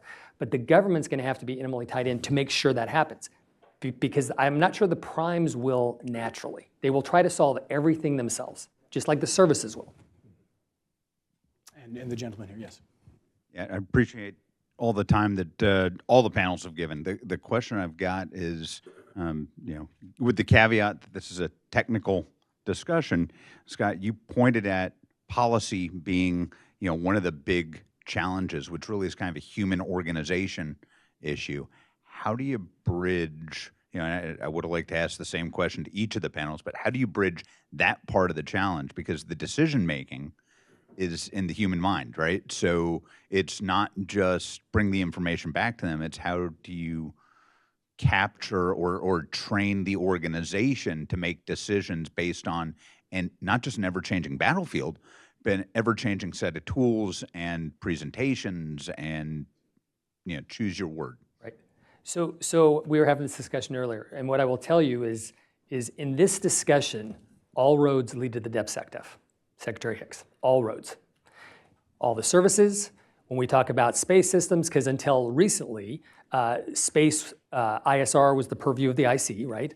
But when we say IC, that's a little bit of a misnomer. That's NRO, NGA, NSA, some DIA maybe. Well, who do those folks work for?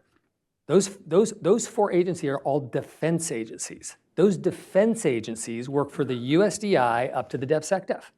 3 of those, all but NRO, become combat support agencies during a time of conflict, which means they basically take tasking from the COCON, which means the one group who doesn't really play in that IC world has been really one of the most user-friendly.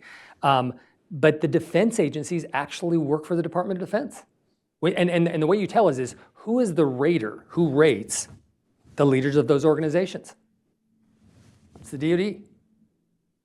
So why is that not a responsive activity? Same with the services. All roads lead to the DepSecDef. And if you can get the DepSecDef to pull together again, back to, I hate to use the word consortium because it really is a multi-consortium of the government folks, the industry folks, and you stick them in a room and you clear them to most things. In 6 months, they should be able to solve this problem. I mean, there's a lot of smart folks. And if either of you have anything to offer. That's the policy piece. And because when it gets to her, what you find out is unless it's a legal issue, people throw around policy a lot. And they go, well, I can't legally do that. I mean, there's a difference between policy and legal, right? Most of it is actually not accurate. I mean, it is really fascinating when you crack the nut and you dig into it. Almost everything can be changed that is required to be changed at the DepSecDef and SecDef level. They can make all this work. They just don't make policy changes because they don't know the pros and cons, right? They're not going to go just randomly change policy, but if you go, if we do this, we could do all these things, we could actually enter in the fight and be successful, but you'd need to change this piece, they'd go, okay, that sounds reasonable. But you need to give them trade space so that they understand the pros and cons of any decision they're going to make.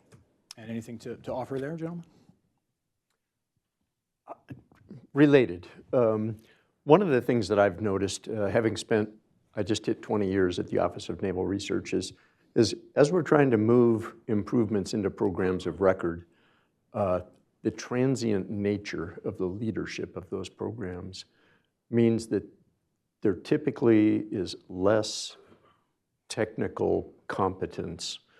There's a lot of managerial competence, and don't get me wrong, I mean, they're great people, but to really understand what kind of improvements might be made, I think there's just too much inertia in the status quo in many, perhaps even most of those programs. I mean, there's every reason to continue doing what you've been doing and not adopt a different mindset.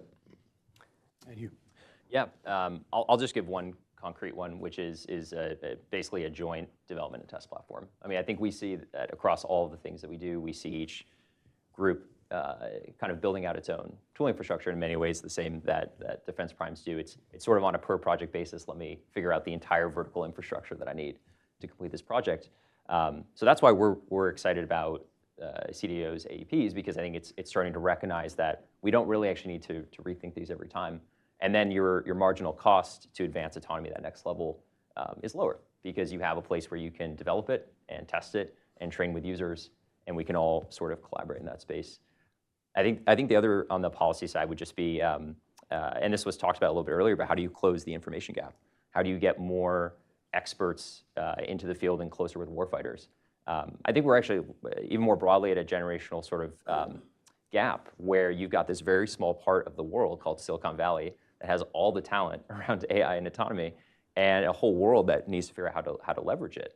And so how do you get some of the non-traditionals that concentrate that talent and bring them closer to the problem? There's a variety of ways to do that. I think some of the neat ones, like the new CTO of CENTCOM, Sky Moore, bringing people who have that experience closer to the problems will be really critical. All right, and I think we are right at our time. So ladies and gentlemen, if you could join me in thanking our panelists for being here today and for the time they're here. Thank you. All right. All right. Thanks. Great to talk to you. Scott, thank you very much.